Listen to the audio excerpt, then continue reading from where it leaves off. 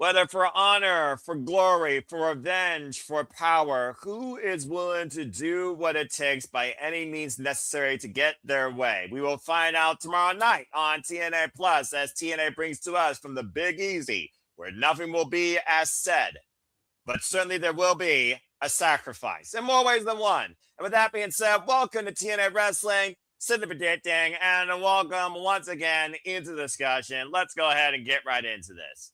Hello, everybody, and welcome back here once again to another edition of Simply Predicting as I continue my nonstop sprint of streaming, it seems, in some capacity. Good grief. But you know what this is, for I am the simple man, the simple brand, the voice of SRS for a great for professional wrestling. Damn it.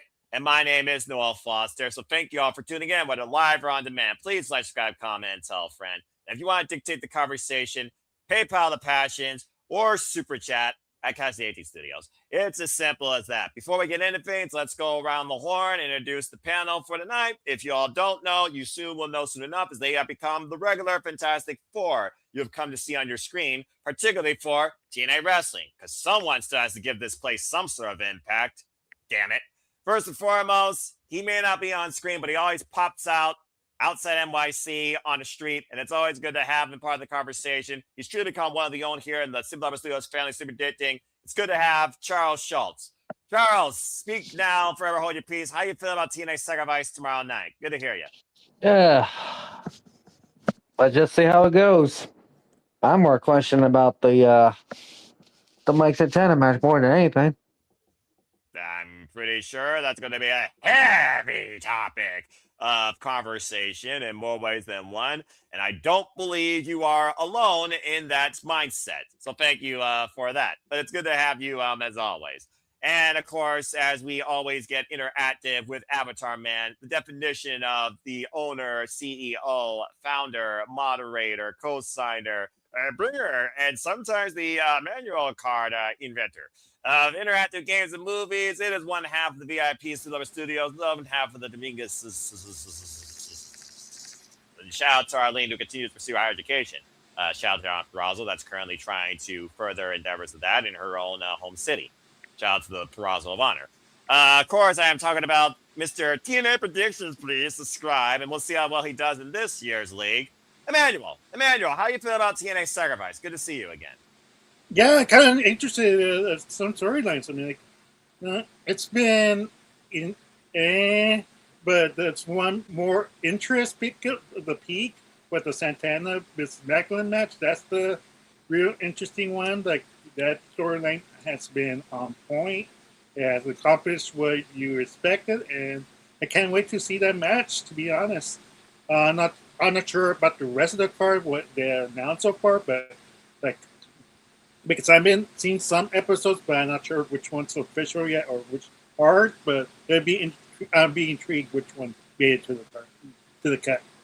Well, that's why I keep up with everything, even the most mundane, the mid, the underwhelming, the questionable, and the sometimes why Summer Miller am I doing this? But that's what it means to be a fan of all things professional wrestling. Shout out to BW fan. And thank you for that, Emmanuel.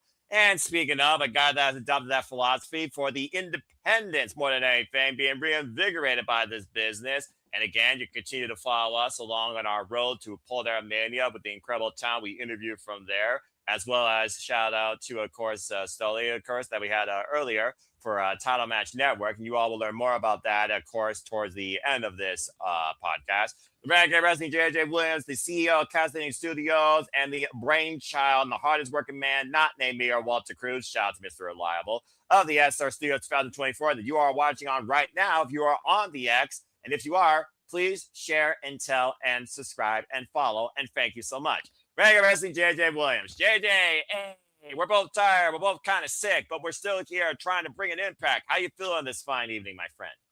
I am feeling well, at least as well as I can be. Right. A little bit of a scratchy throat, a little bit of congestion, but you know what? I had to show up and show out for our interview this evening. Mm-hmm. Again, we'll get more in depth in that during the shows at the end. Mm-hmm. And I had to be here to support you, bro. So, I am about as clueless as can be when it comes to recent TNA. despite having TNA Plus, I have not watched any Impact recently. I have made sure to keep up on the Rosemary storyline because as Easter approaches, that may not be the only bunny that comes around. I'm just going to leave it at that, but I will say a person on Hey, all sacrifice. all I know is that even though this TNA has been quickly becoming not Noah's TNA, if a certain bunny returns in full, I think Noah will do a complete 180 on that philosophy, Hey. despite the NXT, not his NXT involvement. Every time I try and keep my heart hardened, he finds a way to pierce through the freaking covering armor of it to try and make it soften. Hey, it's not me that makes it soften, it's Allie. It is the bunny. All I'm going to say is this. Someone got a note to follow the bunny as Rosemary severs ties with the past and all things fall not to decay. One step closer to a resurrection of Demon X Bunny and TNA. Yay, Ali. Yes, please. And I'm going to leave it at that. But thank you for that, JJ. And shut it, Charles. And you shut it too. Hey, you should be proud that if I have kept up with nothing else from recent weeks, it is this angle, this storyline that has captivated my attention and made me seek out clips on a consistent basis. All right, I'm very proud of you, and it is truly the one thing that has 110% of my attention. So I could also relate and respect that, honestly. So all right, I'll give credit where credit's due because even I can be a humble, simple man in that type of endeavor. So very proud of you. And yes, of course, I am always going to be TNA faithful, whether it's 100%, 50%, 10%, 1%, bunny level percent. But that being said, Sacrifice versus last year, at least this one actually features the World Championship being defended versus a very piss poor built steel cage, if y'all remember that freaking car wreck. But yeah, the Sacrifice card has some intrigue as, of course, we continue in the genesis, what still feels like a genesis, you get my opinion, of TNA on AMC. Anything but wrestling almost, it seems. But nonetheless, there definitely is some cause and effect to happen that will definitely shape up Rebellion if I get the predictions that I want. And of course, you all know your predictions matter too. The form will be live come the morning, Friday morning, some point after 8 a.m. Eastern Standard Time. And you will have until literally the start of the show itself. Fudge it, no. I'm going to make sure I apply the same rules across all leagues after that bullcrap the Fed pulled. You have till 7 p.m. Eastern Standard Time Friday night to make your predictions final. Your predictions will not matter, nor not count unless they are submitted via Google Form. That includes all the panelists here as we give you our initial thoughts. But without further ado, simply predicting community, panelists, TNA faithful, enthusiasts, wrestling galores, hardcore, casual, or newcomers, and stalkers if you are in the chat, and if you're also part of the hive, like I. Let's get right into it. So again, folks, this is the next TNA special for the calendar year 2026, available exclusively on TNA Plus for TNA Plus members. This is TNA Sacrifice. It comes to us from the Big Easy in New Orleans, and it does have a countdown with 2 matches. They will start 7 p.m. Standard Time. Here, of course, in our predictions list, the countdown, they don't matter. So we're not going to really focus on that. There's more to talk about with the main card. And the actual show itself will start 8 p.m. Eastern Standard Time exclusively for TNA Plus subscribers. But please stay tuned to bring you our own more in-depth preview and coverage, including the countdown where maybe BD becomes part of the X Division and something relevant. We'll find out soon enough. As we will be going live 7 p.m. Eastern Standard Time on Friday night. Now let's go ahead and get right into things. When it comes to TNA, when it comes to TNA PLEs and specials, no one sets the pace or gives that energy of tap that bleep than the division that truly is about no limits. As we look at the youngest in charge versus someone that has lived and died 6 times over, but has won virtually every title here and is a TNA original. So we're going to start things off with the X Division Championship.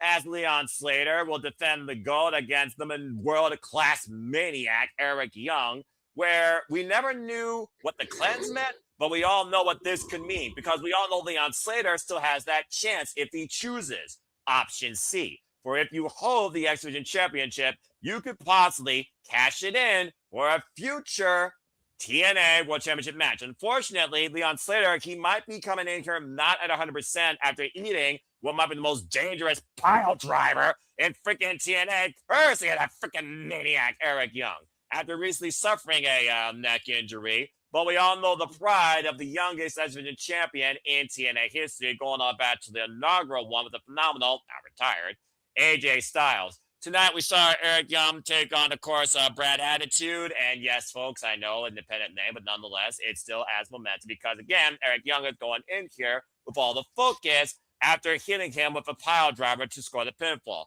Another match is sent to the champion. After Eric Young chased off referees, and again, pretty much right now, no one can seem to control this world-class maniac.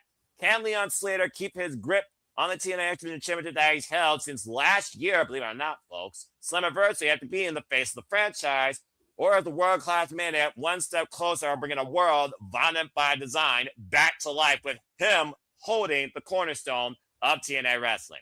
Let's go around the horn and see what y'all think about this match. Of course, here at Cindy Predicting, when it comes to the quality and quality of a card, it usually comes down to one disposition, agree or disagree. Since this has the magic number, in my opinion, for a proper level PLE of 7, everyone will speak their piece. We're going to start first and foremost with a man that holds the Generation 1 X Division Championship and knows more about the X Division than me, if you can believe it, going all the way back to the future, who's now the present, who's not even involved in the championship conversation for the time being.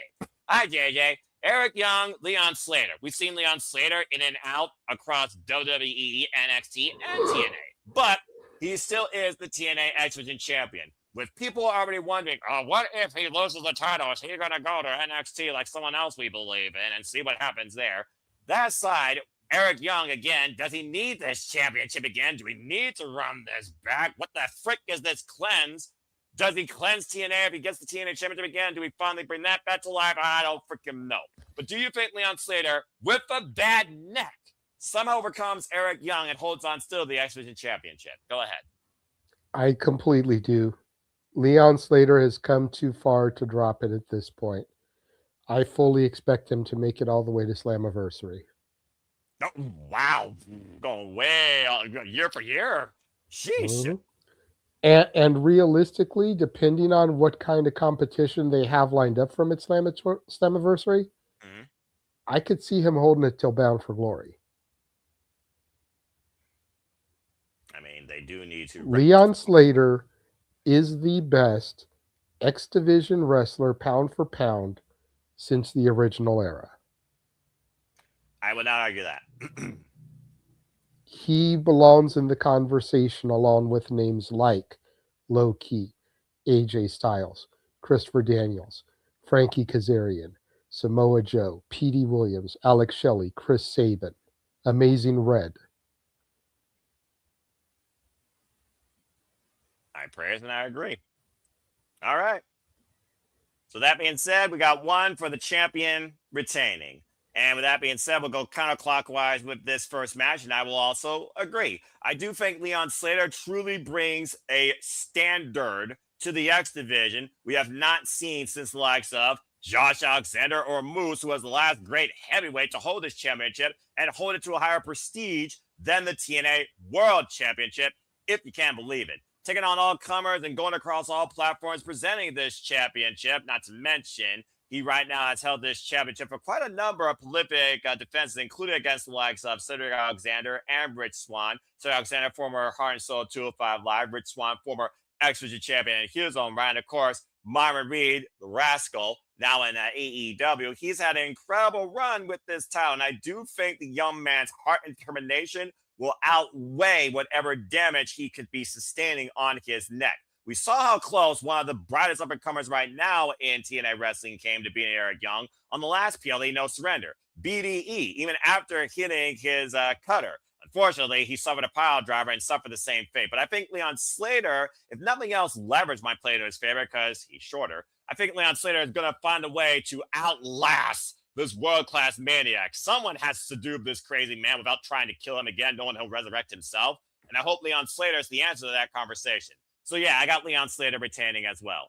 Charles, what do you think about this? And do you think Leon Slater will only focus on the SC Championship? Keep in mind, again, option C is there. And we know that Sonya Deville, the suit, of course, that tells you to shut up, I'm talking. We know she's trying to be very influential in the TNA authority landscape and the TNA World Championship picture. Do you think that she might try and prey on Leon Slater if he retains to maybe cash it in and go after Mike Santana? We saw what happened in the main event at No Surrender, and he was able to outlast a handicap match and pin a former TNA World Champion. Just saying. Not to mention beat him when he was defending the title. What do you think about Leon Slater as the champion? You see him still going on? Yep, pretty much. I expect him to retain here, but I do expect option C to be used. It's been a very long while since we had option C being used. True. That's going to be rectified this year. When? I don't know. Maybe it could be at Slammiversary option C gets used. Or Rebellion, who knows? The last time it was used was literally Bound for Glory, and I think it was Frank Kazarian when he beat Speedball Mike Bailey. Now that I think about it, I don't think no one's used option C since. At least I can't recall. Believe so. So that's why I see happen out of this. All right, fair enough. Manuel, let's go ahead and close your thoughts out here. Is this match unanimous, or are you already going to throw a monkey wrench into the conversation when it comes to TNA Wrestling's X Division? Lord help me if I just freaking open up a Pandora's box. Amanda, what you got to say regarding that for the championship and Leon Slater's run? Do you still have Leon Slater retaining? Oh, yeah, definitely. We're unanimous. No, there's no Emmanuel card being played. Good man. For this. Yeah, there's no Emmanuel card for this one. Yet. Yet. Yeah, keyword. Yet. I know who I'm dealing with. Keyword yet. Continue. But yes, it would be such a curveball if, for some reason, we finally see Eric Young's the clans finally come out of the picture. It would not make sense. Then I'd be questioning TNA. What the heck are you doing, premiering new people in the kickoff show? Now in the pay-per-view. Right. So. But yeah, Leon needs to win this. Like, then have the tab for a year, maybe pushing even longer. But like, he's on fire. He's the best baby face attraction that besides Santana, in my opinion. But like, you have to keep that momentum going. All right. Good deal. Well, good job so far, everybody. And shout out to Matt Helms. And again, to all you in the chat, thank you so much. And again, please like, share, subscribe, comment, tell a friend. And again, if you want to dictate the conversation, Super Chat or PayPal of Passions is as simple as that. Thank you again. And also, as you can see, we are currently doing a pledge drive here at the Super Level Studios. So if you can, please support us today and PayPal, as you see right there. Thank you for that note. All right. Well, that being said, that note's going to be far more viable than this next match. I need to add a fart sound next time I get something like this on my screen because Stone Cold, quote unquote, what? Like, seriously, I want you all to look at this graphic and I want you to try and visualize a story that made sense how this happened. And yes, well, it's an actual match. So, what? But yes, you are looking at a tag match. We have Elijah, the guy who put Mustafa Ali in a guitar-shaped coffin, and the man who's everyone's favorite from your hometown, the hometown man in tag team action.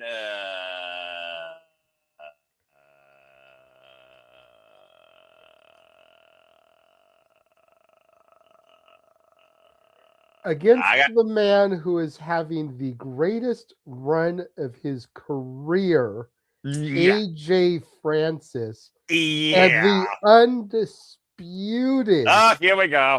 King Here of we go. TNA. Oy. Frankie, the Yeah. future. You know what? Now the Whatever. present. Mm-hmm. Kazarian.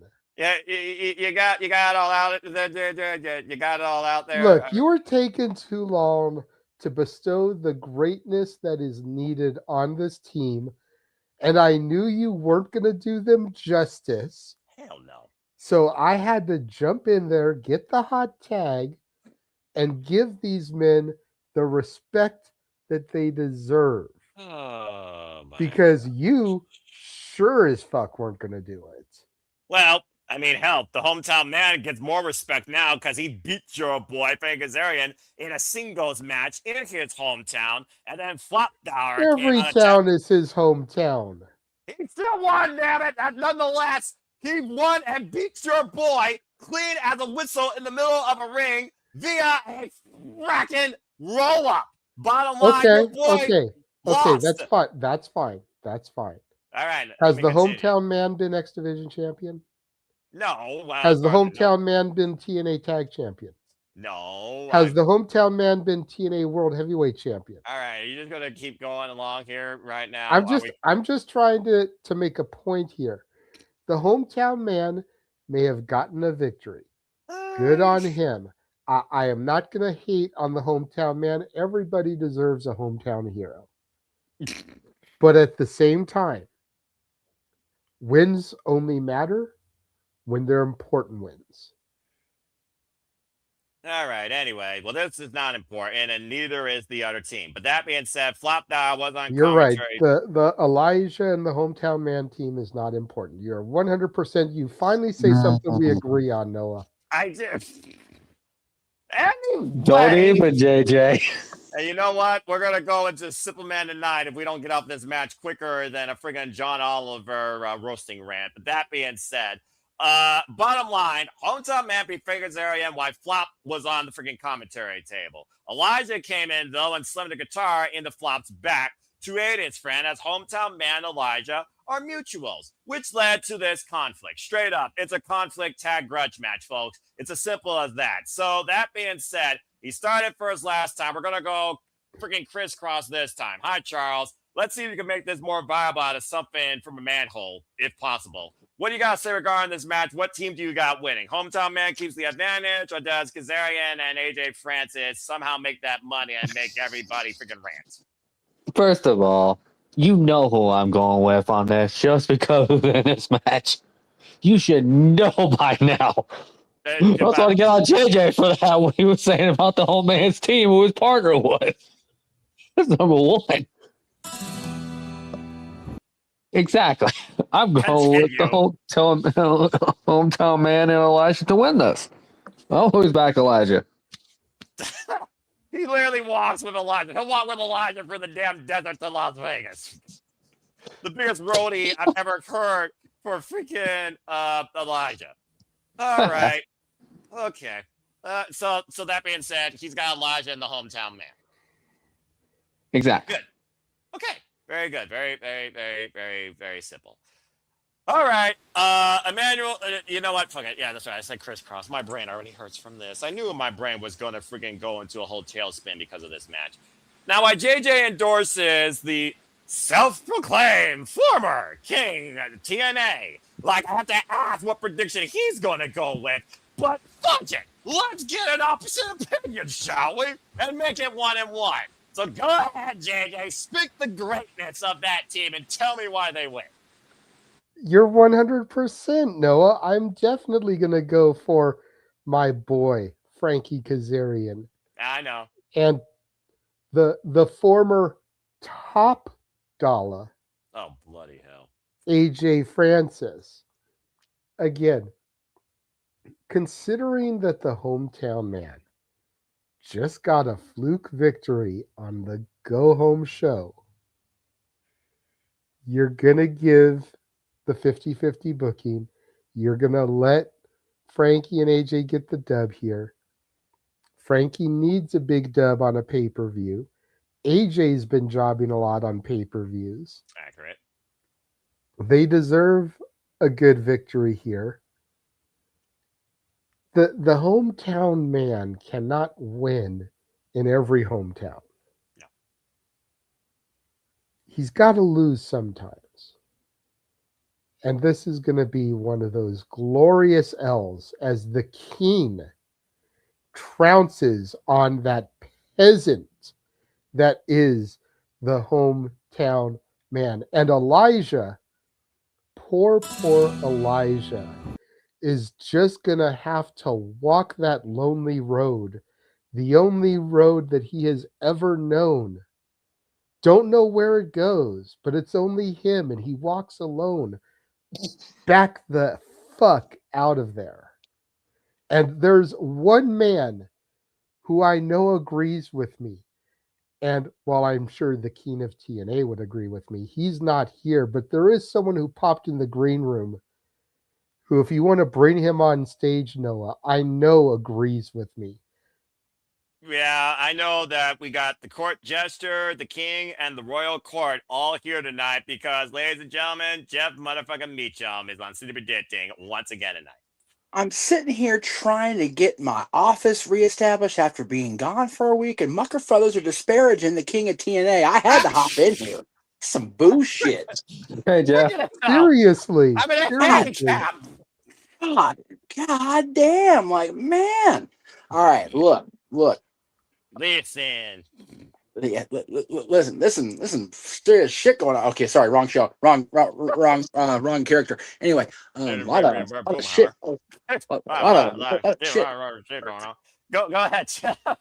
I told JJ I was going to attempt to tell you no, and did not have the opportunity. I have not watched near enough TNA to be a productive member of this panel for this pay-per-view that I am going to get to watch tomorrow, thankfully, which I love because I'm off tomorrow. But nice.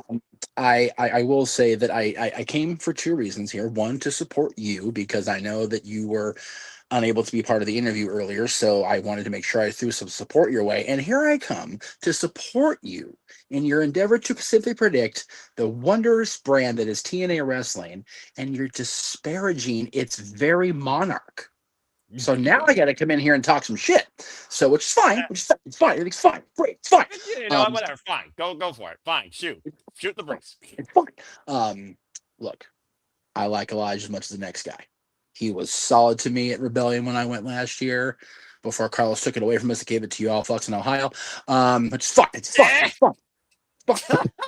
Damn. You're the one that brought it up, apparently. Continue. Okay, Carlos and I are gonna have a word. Anyway, I'm in the middle. To me, I have the TNA banner above me. Haha, I'm defending the company. You know that actually is more appropriate, honestly. Continue. Day one-ish, man. Day one-ish. God help me. You and me both. I like Elijah. I do. I liked him as Elias. I even liked him as Ezekiel, much to Kevin Owens' chagrin. I will say that. They were the same person, Kevin. I acknowledge that, sir. I acknowledge that, Kevin. They were not the same person. Thank you, JJ. I was going to say that. Ezekiel did not have a beard. No.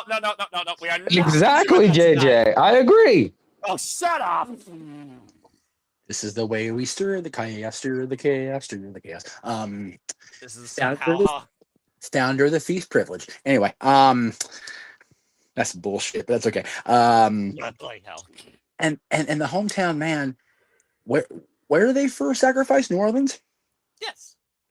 If the hometown man is going to be on the show, he's going to be too freaking liquored up from Mardi Gras to even be worth a damn in this match. So, whatever. That's fair. And if he's not liquored up, he's going to be full off of Tiana's gumbo and her home cooking. Beignets.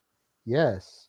Dude, I have two different groups coming into Disneyland next week that specifically asked me where the Mint Julep bar was. I'm like, I got you with beignets. We can go downtown. We good. We good.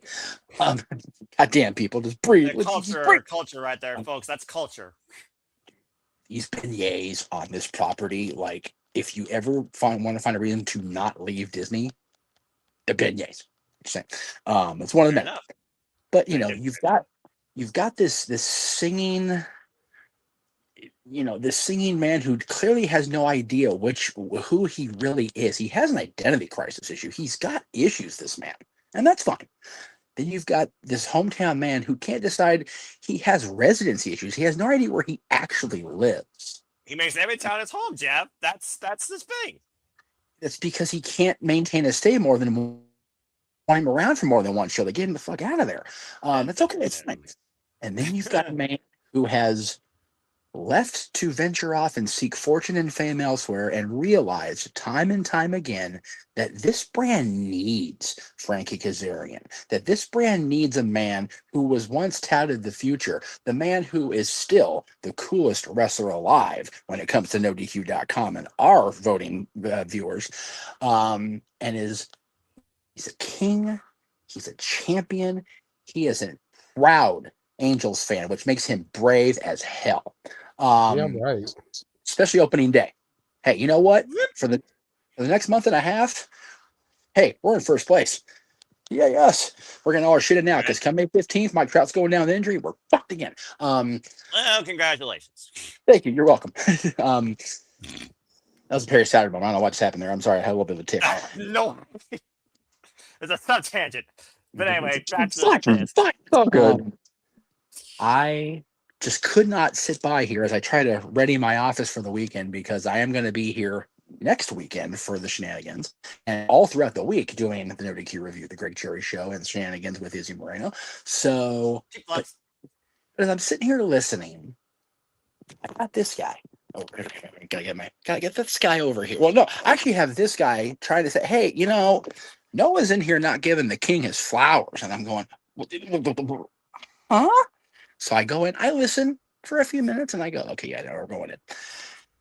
Mr. Foster, you know I respect you. You know I love you as a brother. You know that I am so grateful to you for being able to do all the commentary that's going to be WrestleMania week, because if we don't have to give you a resuscitation every night and make sure you have plenty of Mountain Dew and water to get you through that week, we will find a way to keep you surviving, because some people get to go to Vegas and enjoy themselves and partake in the many things. Other of us have to stay behind and run the show.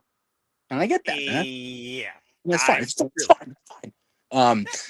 You know, I'm fine. Budget. You know. But you will not disrespect the king of TNA wrestling as long as I am within earshot. It will not happen.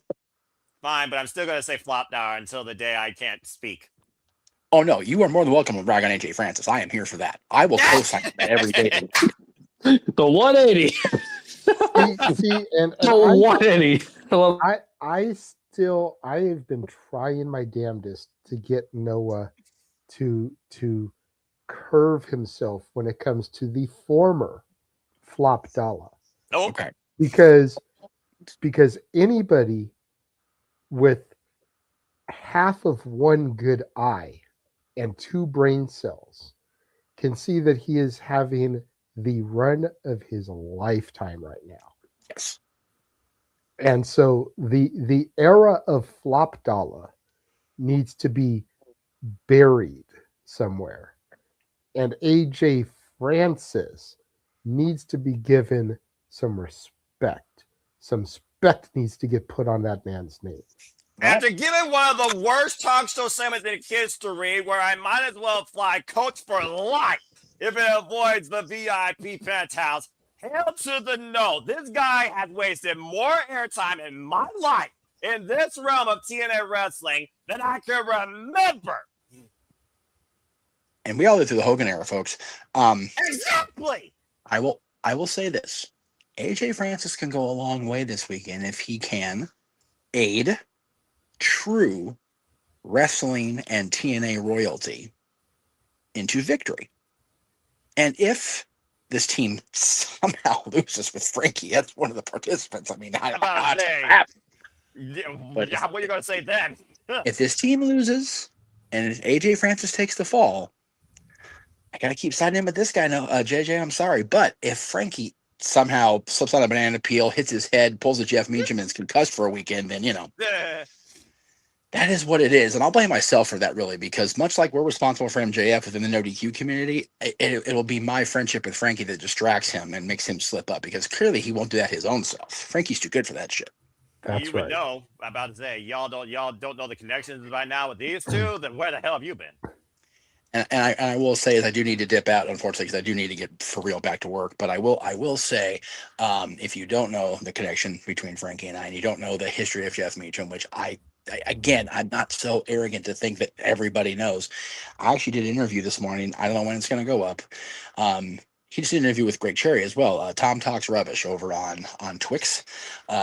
We spent about 45 minutes just him gushing over me mainly and asking me the important questions, which I still find so funny that people want to interview. I get the same feeling when I first walked into their apartment back in 2009, and I had two very distinctly different personalities, both Jeff Meacham in the middle of their living room. I'm going, dude, I'm just here to hang out, y'all. I'm good. It's okay. And it wasn't JJ. I will say it wasn't JJ that was marking out, because JJ JJ has far more tact than that, thankfully. But I think that's why I've been able to help secure some of these interviews, is because I actually have tact and I don't mark out. No, and it's one of those. It's not necessarily a bad thing to mark out. You just have to know when to temper it, know when to say when, and for the love of God, folks. And I said this morning. You need to read the room in every situation in life. Noah, you deal with IT on the regular. How you've maintained your sanity between being an IT and being a wrestling fan, that is why you're the MVP of this group. Not because of your masterful voice or because of your adorable, sweet personality. It's the fact that you've maintained your sanity in the two roles you have in life. Because if any one of us had both of those roles, we'd be doing the commentary with our hands tied behind our back. Everything's okay. Everything's fine. Telling it. So you are why we get to do what we do every week, and especially in my prolonged absence as a regular personality, because you are the anchor that keeps this series of channels its ass tied to its seat. Nice. I'd try. But yes, as far as the official match prediction, not knowing a goddamn thing about the product right now because I've been so busy with everything else. If the King somehow loses a match, it's clearly AJ Francis' fault. So fuck that guy if he loses. Okay, fair enough. Well, thank you for that, Jeff. That being said, it's Are we calling Sacrifice tomorrow on our channels? Yes, We we are. are. As we always do. So it will be me and insert name here as always. Noah and Walter. Noah and Walter. Okay, well, we'll make sure we drop that plug at the end of this show. And if Jeff happens to be home, he'll turn on TNA Plus on his TV, but on his audio will be the Simple Reliable Studios. There you go. If I may, really quickly before Jeff leaves, I know this has nothing to do with TNA, but I saw this on my Twitter timeline, and I just had to share this because this is a match that's been announced for Vegas. Not going to be at a show that I'm going to be at, but I just... What are you looking at? What we got? RBD, QT Marshall, and Starboy Charlie versus the Demand. Okay. So you have the newly ID'd WWE ID champion. Yeah. QT Marshall from AEW. The Demand from AEW. Yeah. And everybody's favorite stoner, say it with me one time, Rob Van Dam. And former TNA World Champion. Former ECW World Champion, former WWE World Champion. Yep. Current friend of Jeff Meacham. Gotta give him all the accolades. Fair enough. Fair enough. Wow, that's a big six-man tag. Yeah. They also... If that wasn't running opposite Bloodsport, we'd probably be at that. Right. It's Bloodsport. Walter's not going to miss that. No, and the fact that it's all but locked that Natty and Shane are going to be in the cage together, you unimaginable bastard, you. But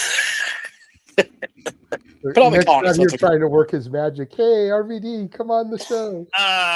Dude, come on in. Oh Lord. Hey, you know what? He is a father of two little baby twins. He's okay to have a break. Hey, you know what? That's fair. I popped into his stream the other night and it just, finally was able to congratulate him because he and I have not chatted a moment since the kids were born. So, and we've both been a little crazy. So happy for him and Katie and the twins. It makes me cry. But anyway, Yeah, I am looking forward to Sacrifice tomorrow. I'm going to attempt to watch the show and then get back into the product, much like I've done with AEW.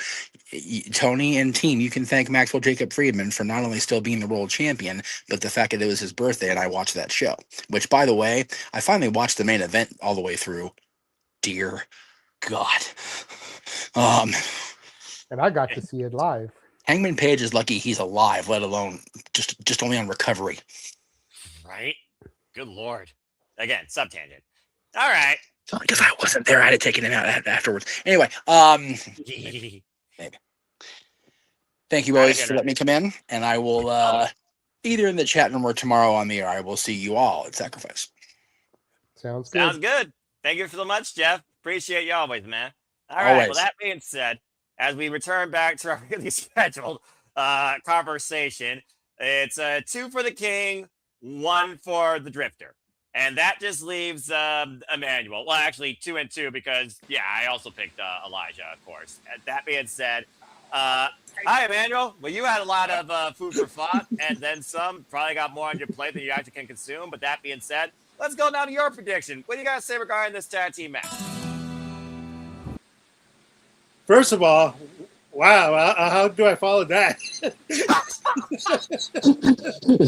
was thinking the same thing. There's a reason why I say it's simply predicting anything but. Continue. When I heard episodes later, what the hell have I started? Well, I heard JJ say Elijah walked that lonely road. The first thing I thought of is Green Day's I walked this lonely That's road. exactly what I was doing. I was quoting Thank you, that song. Emmanuel. I was gonna say it. I was like, JJ, you damn you! I know what song you're referencing. And here I'm thinking about, and here I'm thinking about him riding on a horse with no name. Feels good to be out of the I was rain. listening to that song earlier today too. I'm like, damn it. Anyway, That's honestly one of my favorite Green Day songs. Thank you. I agree. All right, enough music, guys. Let's get back to the wrestling here. Continue. Yeah, Emmanuel. let's save that for next karaoke, Noah. Oh God, help me. But yeah, like you guys make the compelling points, but I gotta go with the King, a TNA. Damn it. Good boy, Emmanuel. Good boy. You corrupt him. All right, fine. So that being said, it's 3-2 in favor of the King and Flop. All right, not the King of Rap. Anyway, there's only one reason. Like, are we have to believe that the hometown man is gonna actually help Elias in the long run in this tag team match? We got R-Truth and Damian Priest as SmackDown Tag Team Champions. I think any team's possible at this point. Anywhere. But that's WWE. We're talking about TNA. TNA is fully becoming a Timu WTNA farm. We don't have R-Truth and Damian Priest. We have John Cena and The Undertaker. JJ, stop being in my mind. I was gonna say that. I'm really. Again, I feel like TNA Sleep Predicting is right now becoming the vein of my existence. All right, that means you asked for it. 3 for the King, 2 for the Drifter. Right. Moving on. Golly. That's right. And hopefully the winner is going to be the man whose autographed action figure I am looking at right now. Well, you don't have an autograph action figure of either of these women, I imagine, but you're about to see 2 knockouts. And talking about freaking Genesis, this knockout's got more freaking greenness in this knockouts division than I can remember, and no Green Day songs are involved. But there will be a little bit of violence, which may please me. Plus, I remember Elayna Black before she went to NXT and became a skater girl with a bad prop. Now it seems like she's legit again, and I'm all for it. And now she's going legit with Sade in a no disqualification match. For those that don't know, this match really picked up back at the Knockouts Battle Royale. Of course, at No Surrender that determined at the time was supposed to be the number 1 contender for the TNA Knockouts World Championship. I'm going to do my best to keep my composure during that match. No promises, though. And these two have been kind of at each other's throats ever since. Currently tonight, Elayna Black was in action one-on-one against someone else we're going to talk about here pretty soon. Jada Stone. And Elayna Black, she was able to get the better of Jada Stone after Tasha Steelz got involved. A little bit of cause and effect for y'all when it comes to all these knockout interactions. Again, somehow, even in a green as day, not green day, green as day, TNA Knockouts division, the knockouts still reign prevalent in TNA when it comes to the most showcase of women in wrestling, practically, even on the grander shows. I don't know how they do it. It's always been the TNA way. Thank Christ. Thank you, Jazz and Tommy Dreamer, for definitely spearheading that right now with this division, because Lord knows they need it. Anyway, tonight, Elayna Black was able to take the win, dropping her with the blackout. I've also seen Elayna Black, of course, use a knuckle duster previously. And we've seen these two kind of brawl a little bit and get in each other's faces, where now we have this match where if these two can't seem to sell it one-on-one fairly in the ring, fuck it. Let's throw up the rules and have them go batshit crazy. The TNA way. And so we have a no disqualification match. So the bottom line, while Elayna Black, who might I add, was the first order of business for Sonya Deville to hire as a knockout for TNA Wrestling, why, of course, we have Sade, who's been endorsed by the Hardys. We'll see how extreme she truly can get. Let's see which one of these two can become one step closer to becoming the knockout in the Knockouts division, where right now it's anyone's ball game if your name's not NXT. You can only hope and pray that you prevail. But let's go ahead and see what y'all think about this. Emmanuel, I don't believe you've been first yet for a match, so I will start you out with this. No disqualification, knockouts action. Sade, Elayna Black. Who you got winning this match? To be honest, I think Elayna Black has to win this one. Like, she needs to have to prove a point why they contract her and why she deserves the knockout opportunity championship for the women's side.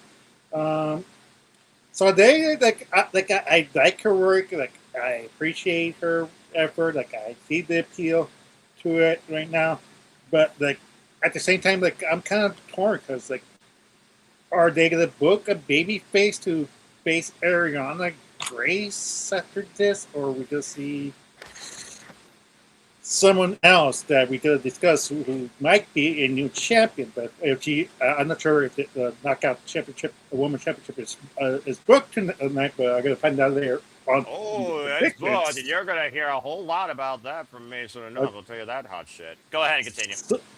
Well, yeah, but I have Elayna Black winning this, like, but it's very close. I'm like 51-49 at least. So I'm kind of a little bit torn, to be fair. Well, with these two knockouts, that's justified because, again, as I said, the last time these two went one-on-one, Elayna Black got the better of Sade. And to the point why Elayna Black right now has had all the momentum so far, it seems, in TNA since being signed, JJ. So, again, as you still have the original graphic and you know all about Elayna Black in a former life, where, again, she was basically very straightforward on Denise Sasaya's podcast when it came to that, what it did, what it meant, what it actually was versus what she is now, and how she took a mental break and now she's back from the place that made her sick in the first place in a whole different realm where she could truly be herself again. Whole different conversation. Sade and Elayna Black, they just did nothing tonight but argue until freaking security was trying to break them up. So again, these two can't wait to go cat fight Joey style on this shit, if you know what I mean.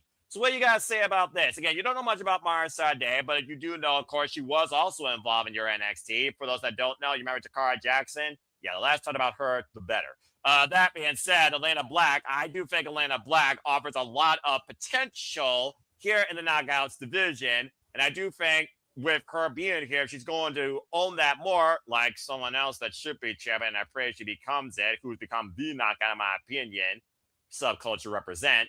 I think she needs the win personally, but that's just me. So actually, I'm going with Elayna Black. What do you think? So in the matchup between Jakara Jackson and Cora Jade from my NXT,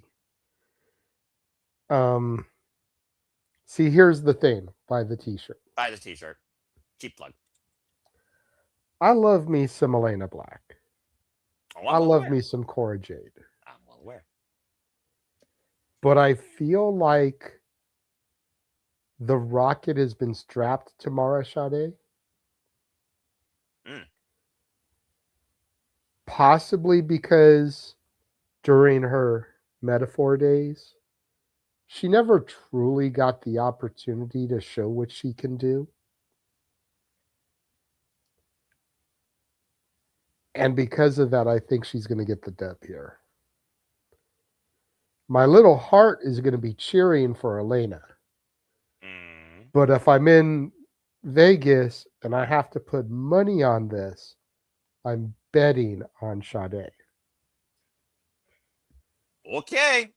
Again, you know your prediction's not official till 7 p.m. Standard Time when you fill out the form. So who knows? If you go back and look at the clips and the last match, it might sway your judgment, but you also might be on point. To that point, Charles, again, like I said, they're only one on encounter. Elayna Black stole the victory with a set of knuckles straight to her temple. And that's really the story of this, folks. Battle Royale singles match at each other verbally, and now we have no disqualification. Technically speaking, it's 1-0 in this feud that could continue. This is their second encounter, but you got no rules. So, Charles, what do you think about this? B. So, my mic was muted. Wow. You're lucky I was counting you down Jeopardy. I was already talking. I was talking, and then I just didn't realize shit. Here we go. We're already off.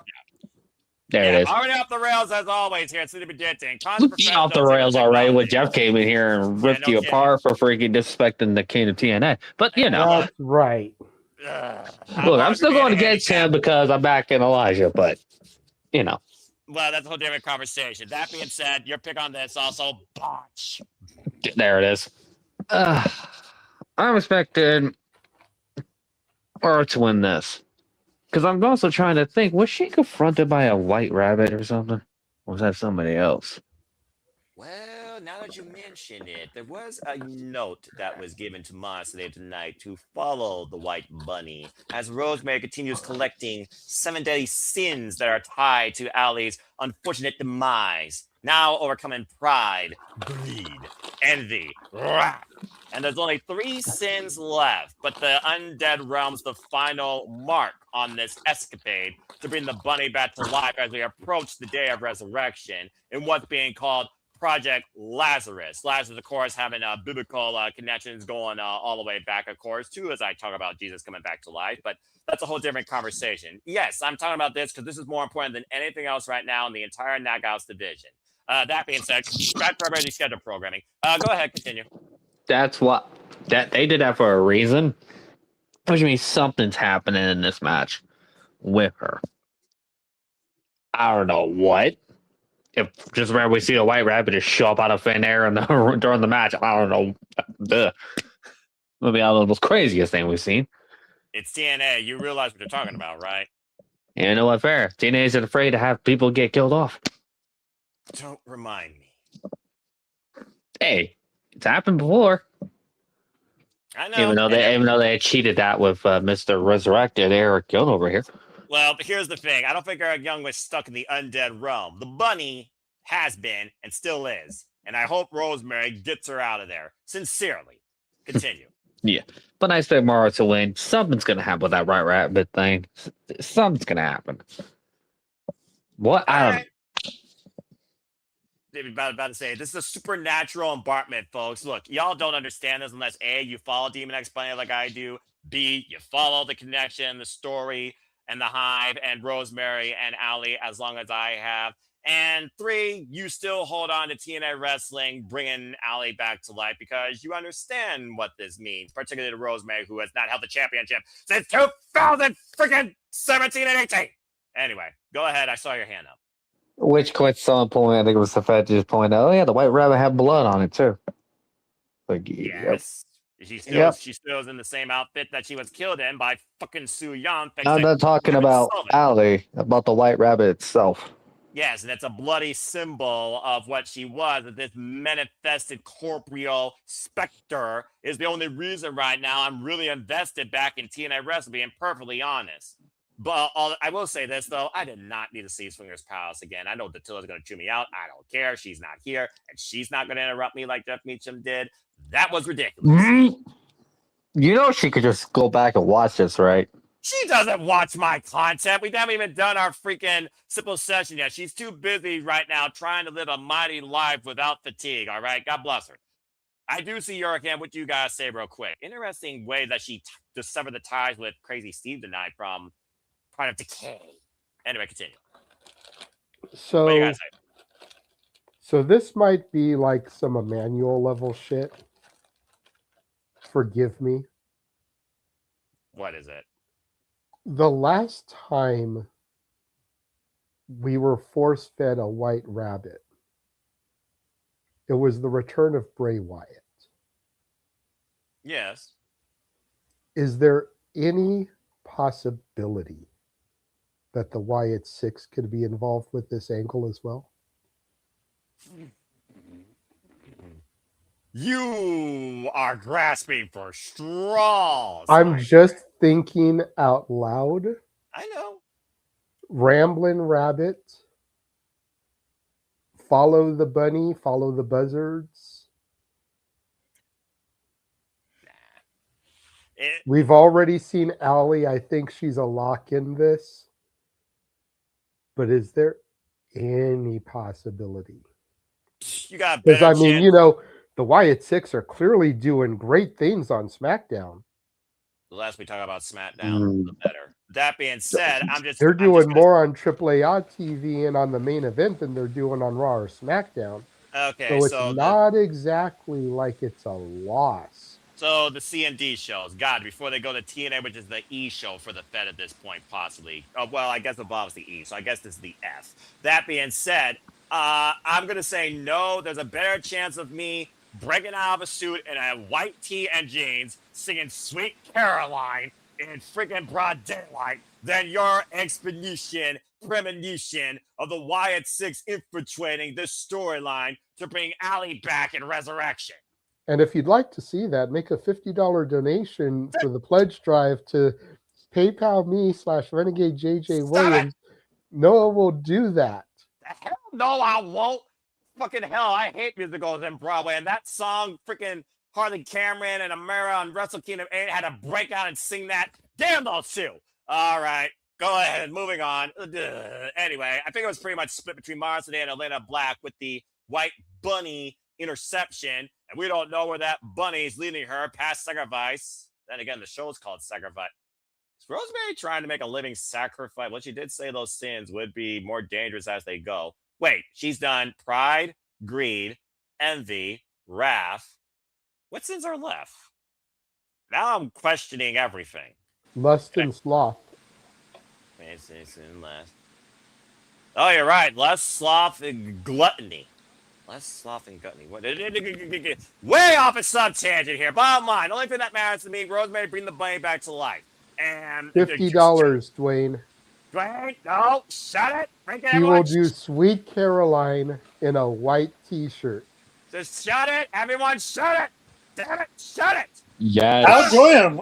Like, it's a classic. I'll join him. Oh, bloody We'll hell. all do the bum, bum, bum. No one's doing that, especially not tonight. All right, that being said, we split between Mara Sade and freaking Elayna Black, but these knockouts should not this match out. Emmanuel, I do see your hand. What do you guys say before we move on finally from this madness? But yeah, I agree with JJ, because like once the Wyatts get the Uncle Holly gets banner back, like what else is there to do with the Wyatts? What's next for them? Like they are in limbo, so why not take them to TNA? Like it will give a purpose for Nikki Cross, who hasn't wrestled in I don't know how long. Like I don't know when the last time she wrestled. She's not even injured. Like it's baffling. Why bring her back if you're not gonna utilize her? What, like, why is she not trying to get the women's SmackDown title with Jade? Or like, what's her purpose in the Wyatts? I got no clue. What's the purpose of so many things right now going on between TNA and WWE, where both are so mid to me that I needed AEW, Star and New Japan to bring me back to life again, more than Evanescence Afterlife song for Devil May Cry 2. I'll let you be the judge of all that. Without further ado, let's move on, please and thank you. Dwayne, the deadline is the end of this stream. God, stop it. You have until the end of the stream. Oh God, I don't know how much longer we're gonna go. We've only done 3 of 7 matches. So you have until the end of the stream, and because it would require a wardrobe change for Noah, he'll do it at the end of the stream. What the fuck is wrong with you people? I agree with JJ.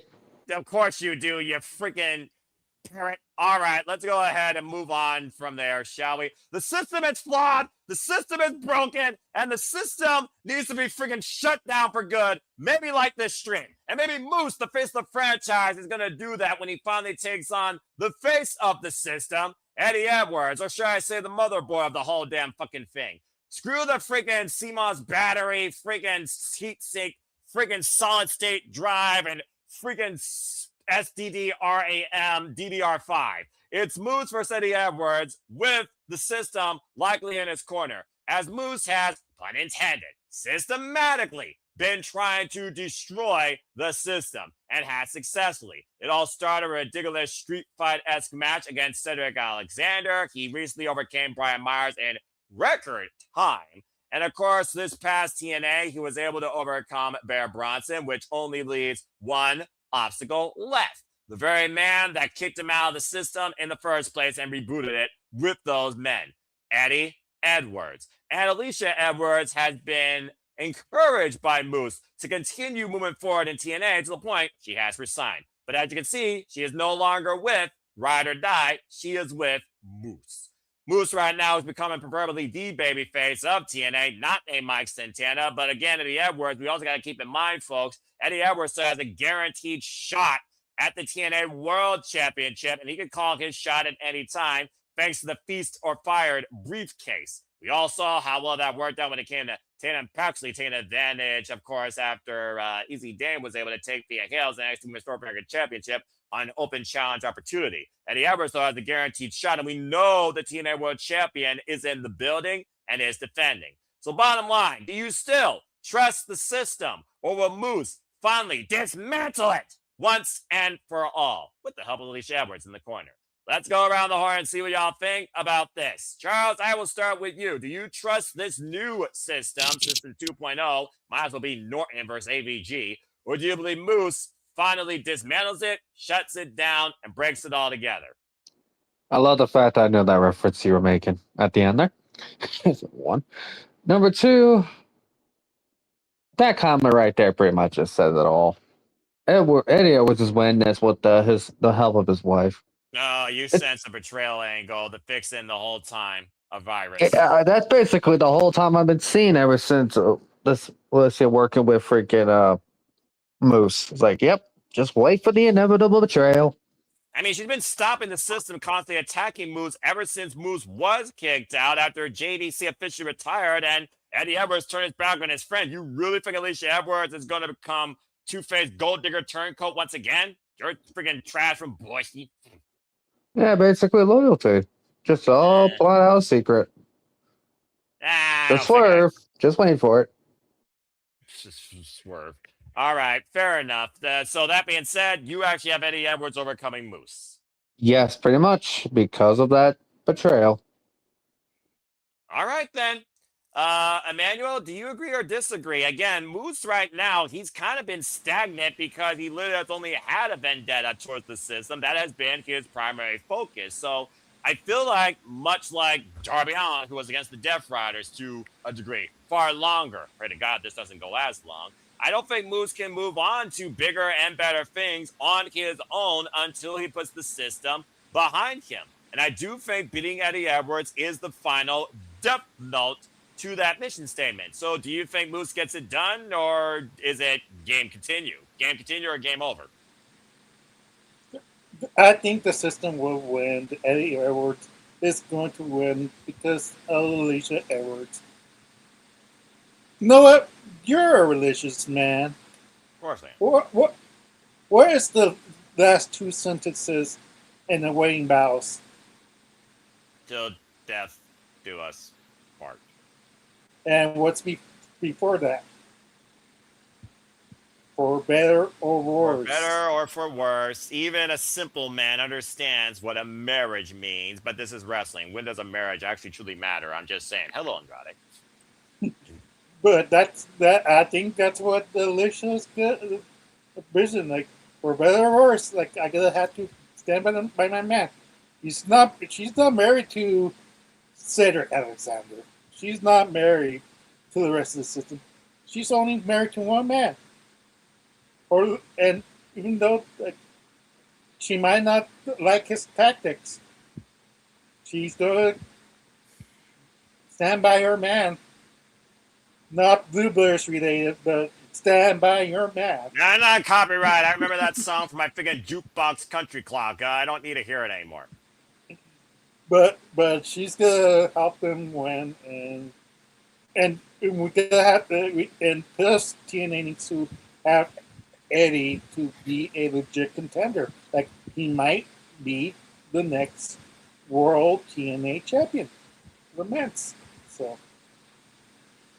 All right, we'll see. I'm just gonna say this real quick, JJ. Tonight, it took the entire Atlanta Falcons running defense. For those that don't know, by the way, Moose traded away a complete career in NFL to become a full-time wrestler, and just ended up constantly being part of TNA Impact Wrestling, brought in as the Miracles Heavy, former, of course, Mike Bennett with Maria Kanellis.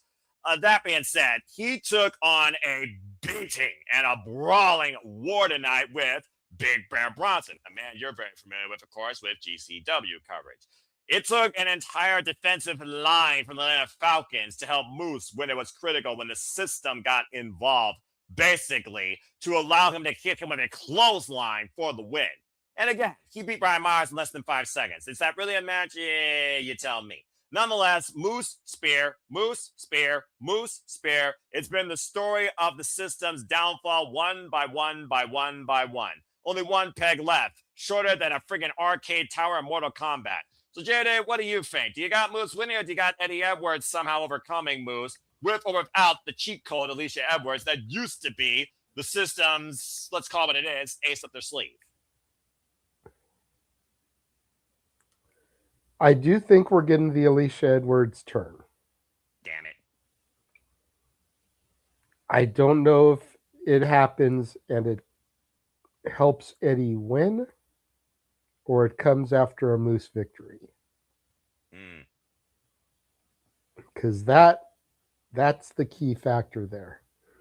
Yes. Because while a lot of people here are speculating and assume that Alisha would turn to help her husband win, yes, we also could have the situation where Moose gets the W, the rest of the system jumps him afterwards.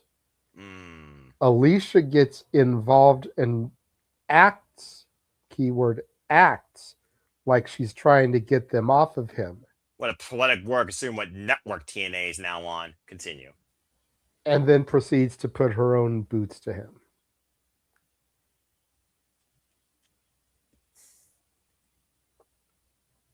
All right. Wins the battle, but not the war. Because at the end of it all, the system is still standing tall over a downed Moose. Alisha is back with her husband, but Moose gets the dub. I'm picking Moose for the win here. Yes. I mean, seriously, we've been talking about it. That Moose has proverbially become the biggest freaking babyface right now in TNA wrestling. And again, he literally, when TNA was brought back to life, he was the face of TNA. He held that title down pat since being Alex Shelley at Hard to Kill. And honestly, when you look at Moose's career, he is hard to kill. The man freaking fought through a triple threat for the champ, for just on an exhibition on a TNA Plus special with a compromised fucking back. I'm just saying. All right. So yeah, I'm definitely going with Moose here. I'm all in on Moose right now, shutting the system down once for all. In my opinion, the system needed him. He did not need the system. And I damn sure don't trust this system. I trust this system far worse than the previous freaking version. And usually you think a newer version is better. Hello, Windows 8 versus Windows 7, which immediately became Windows 10. Just saying. Or should I say Vista versus Windows 7? Because Vista was an absolute piece of shit. If y'all had to deal with that, I'm sorry. All And right. what isn't a piece of shit is that for $50 to that fundraising, Stop that! Noah will wear a white T-shirt and Stop it! sing "Sweet Caroline." No one wants to hear Don't that. Yes. forget, you have Oh, until the end of this stream to make that happen. all right, enough, Indeed. JJ. Enough, Funaki. Shut the fuck up. All right, that's enough from all of you. All right, moving on from there. That'll be Buddy. kind of cool.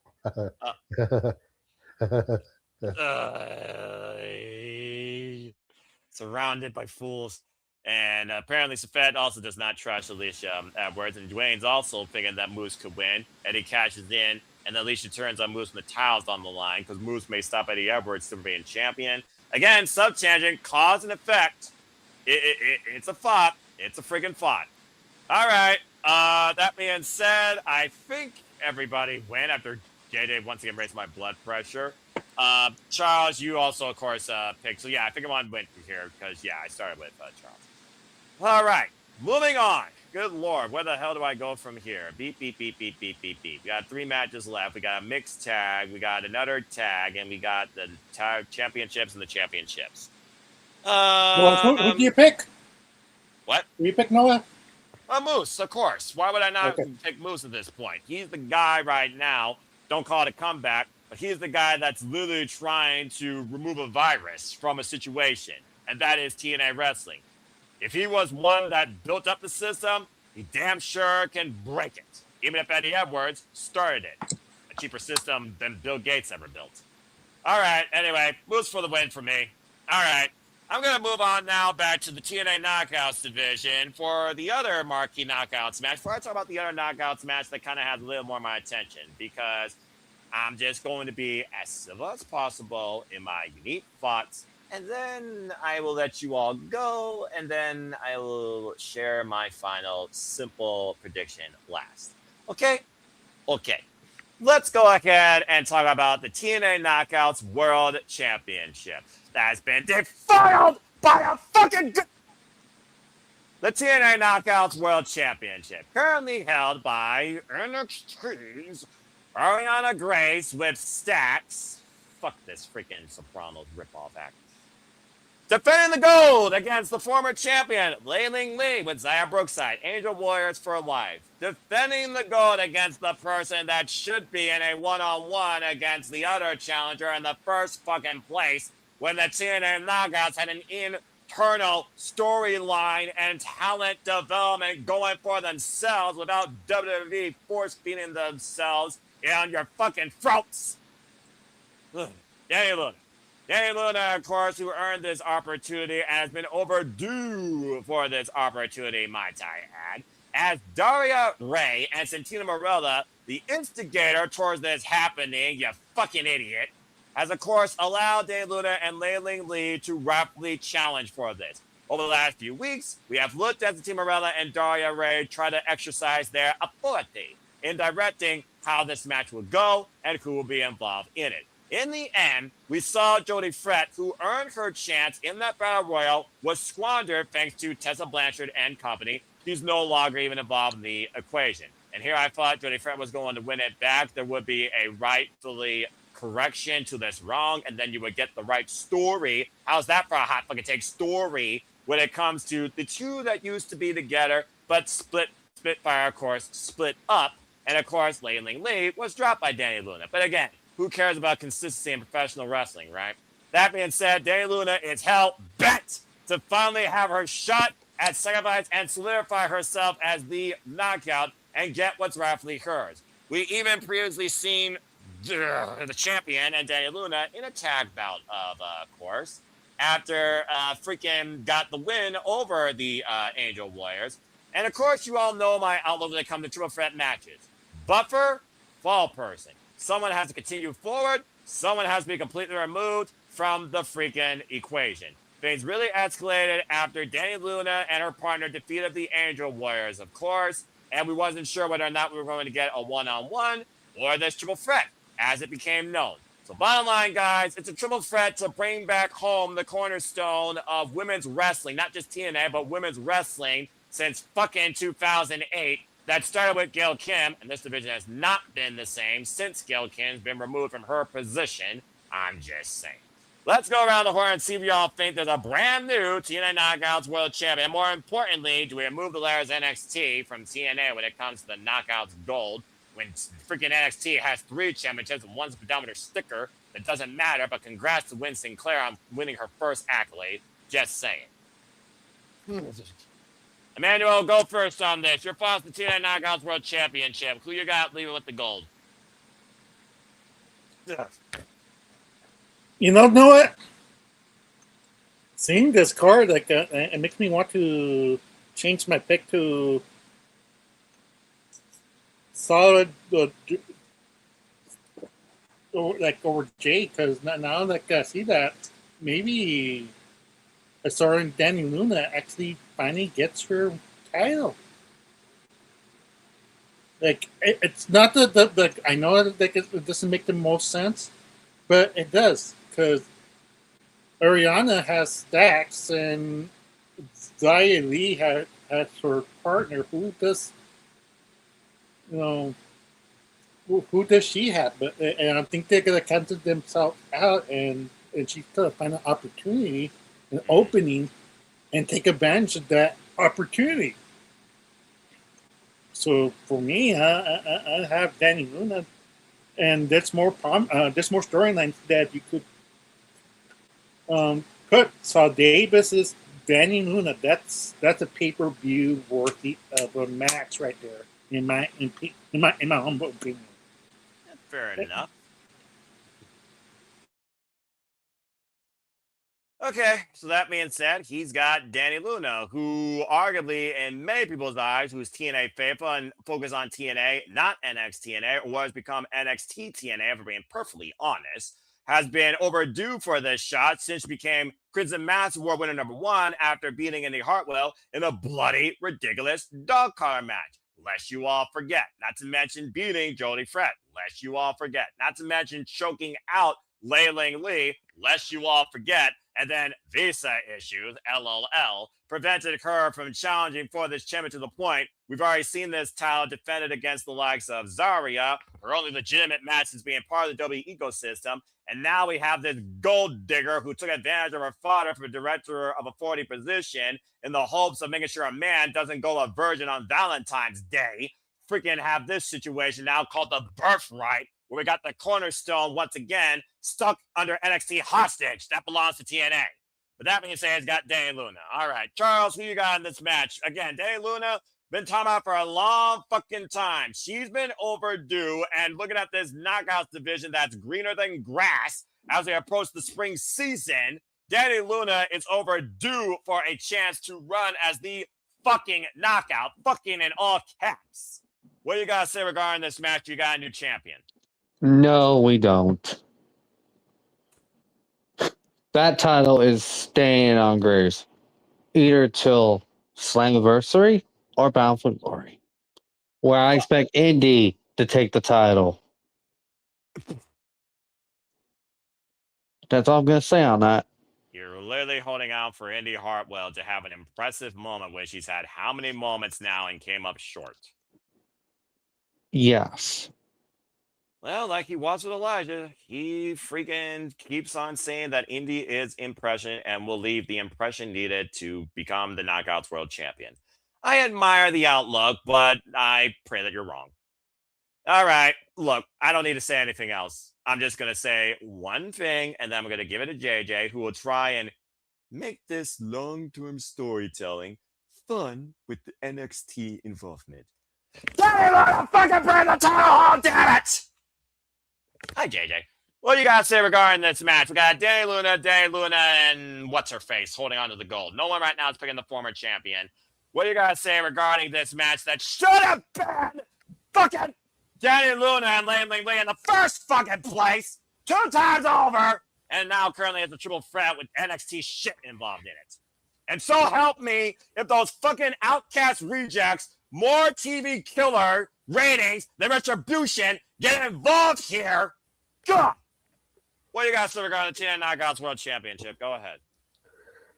Well, since you brought it up, I was going to go back to what Emmanuel said in who's to say that the birthright won't get involved to help her win? Should have been abolished at birth. And, you know, I mean, clearly David Finlay made the wrong choice going to Jacksonville, you know, and having to lose on his peak pay-per-view debut when he could have been part of this huge angle. But I digress. Angle on development brand. Continue. Look, Jody Threat is preoccupied because she will be facing Mercedes Moné in Winnipeg, Manitoba, Canada for that championship to take another belt off of Mercedes. What did she get up to? 12 belts, Monet? 13 belts, Monet? She got up to 12. She is now currently down to 5, I believe. And also, Jody Threat will be involved in the countdown against the woman that cost her during her match for the TNA Knockouts Championship, Tessa Blanchard. Damn how the mighty has fallen. The Tessa Blanchard's on the countdown, but that's a whole other story. That's a whole other sub-tangent. Continue. The word of the day is sub-tangent. Continue. But look, I like Lei Yingli.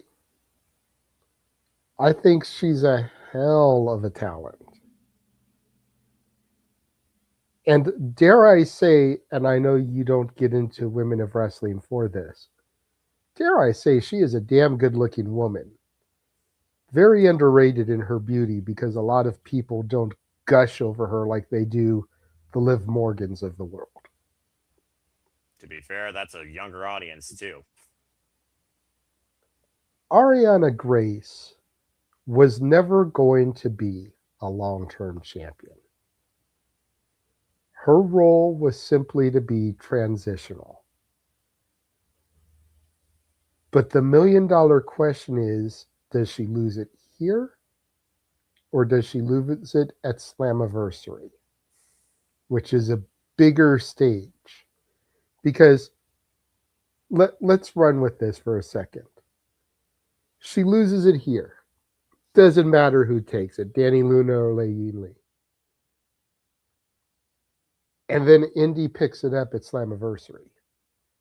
Why are we hot potatoing the belt every couple of months?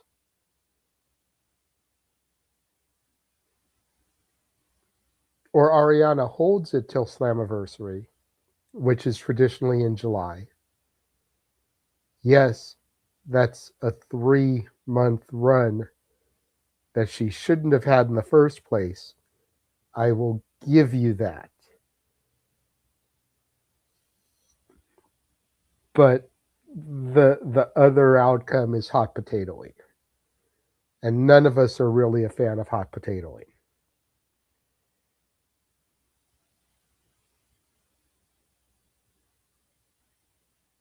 So with that in your mind, Noah,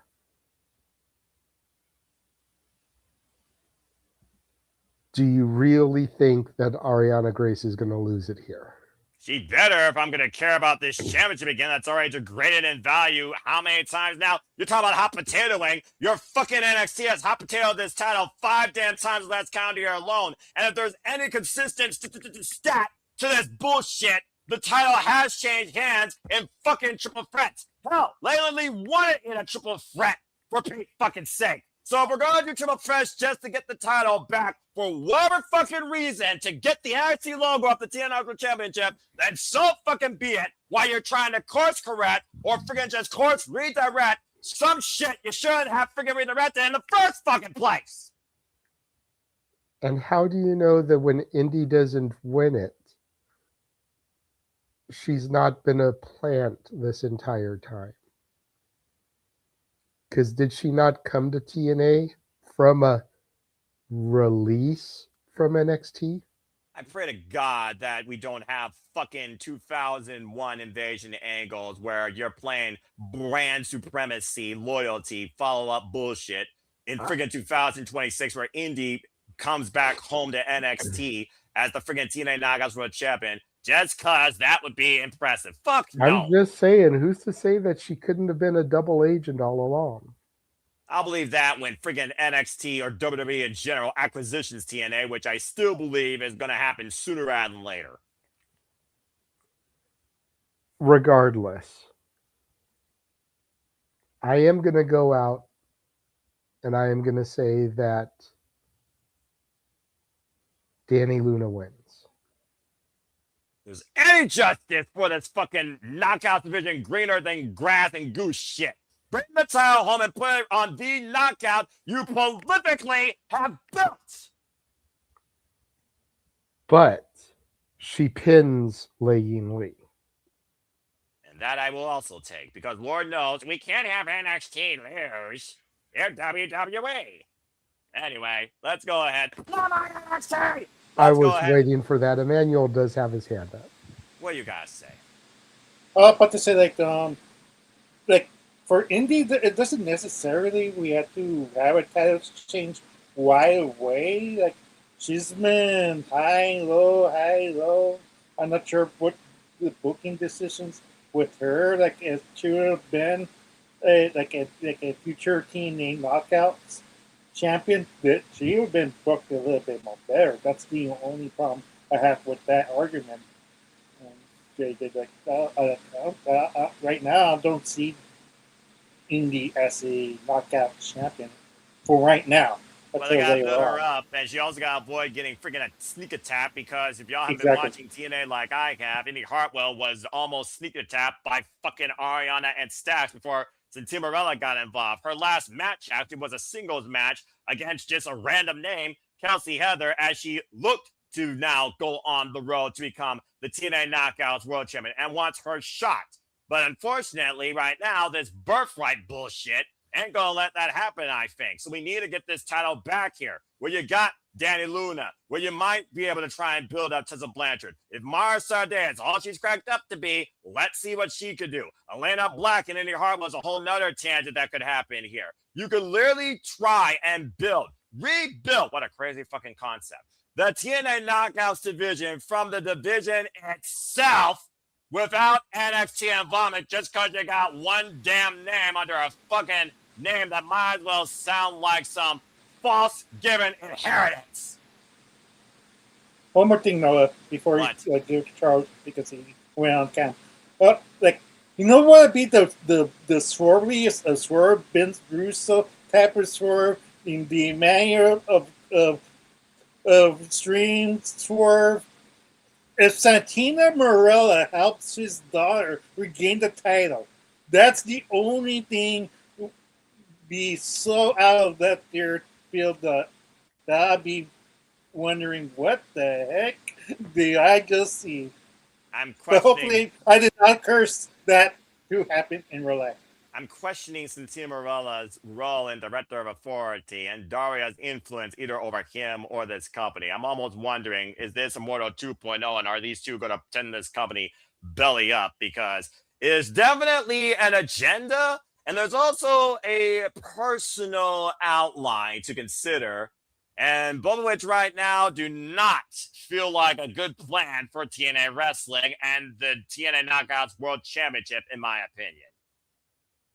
What do you want to say, Charles, as JJ's kind of thinking? Okay. First, because Mercedes brought up a Jody Fett, right? Yes. Someone already said it. Mercedes is down to 3 belts now. Oh, she lost another one? She lost 2 the past weekend.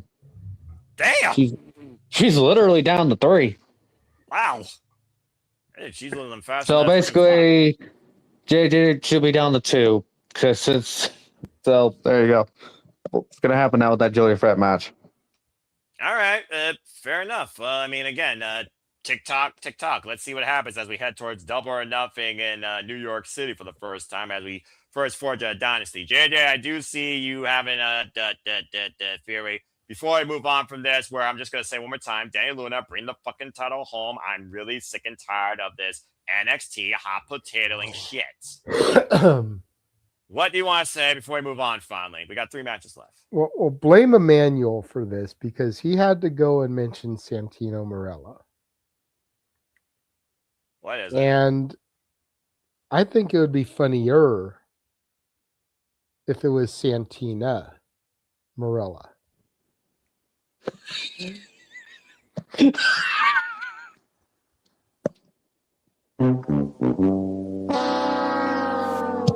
Just zoom in on Noah's face when that was said.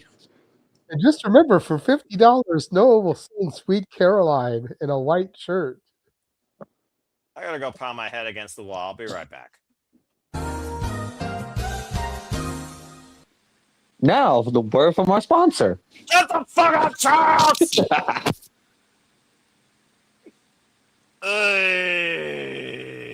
Subscribe. That's all Noah, I you want to say. read that comment out? Why would I read a comment about, all right, fine. What we got here?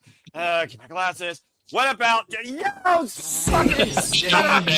He appears. I believe in Joe Hendry.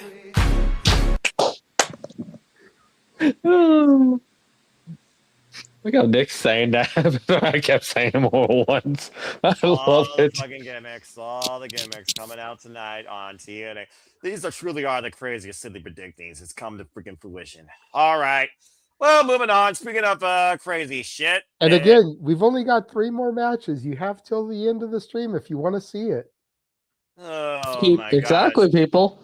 There is nothing righteous about this conversation, this company, this show, or simply predicting. Dig what I'm saying, man? Because now we got to deal with this.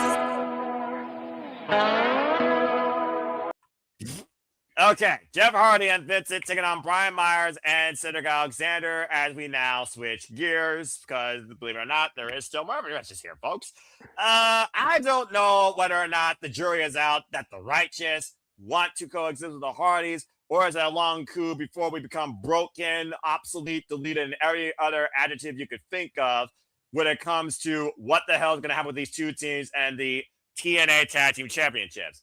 Bottom line, though, tonight on TNA Wrestling, if you're on the West Coast, last night on TNA Wrestling, if you're on the East Coast, because that's how late this craziness has gone, we saw Matt Hardy laid out on some stairs. We've also seen the system previously beat the Hardys in tag team action.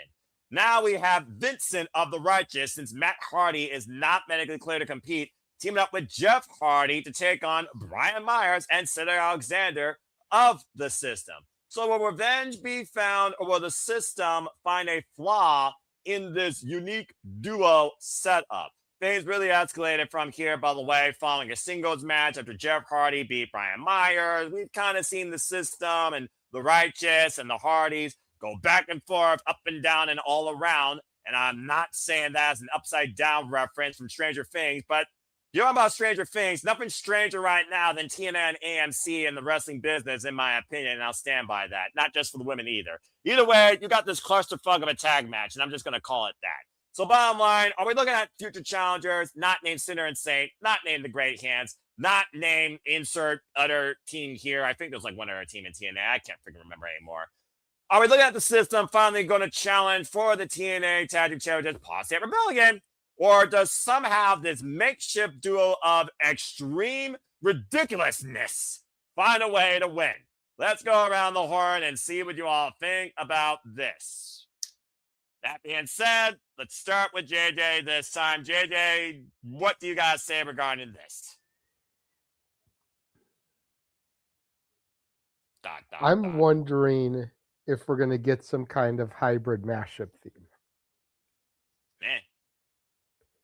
Remember when the Hardys and Joe Hendry teamed up?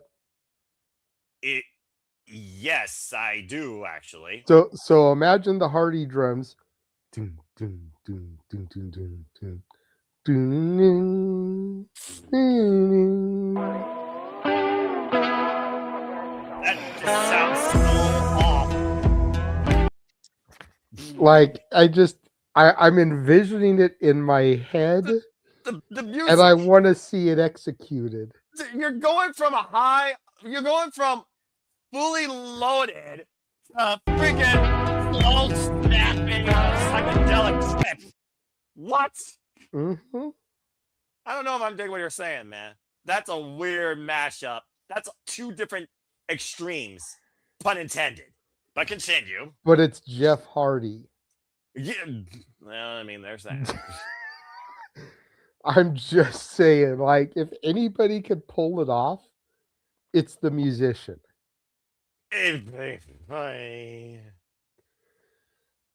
Fair. But that being said, do you think that leaves them to victory? I find it interesting that we've got Vincent and Jeff teaming against, even though they're stablemates, an unlikely duo in Myers and Alexander. Yes. This all just feels weird. McMahonish. It's not too far off, honestly.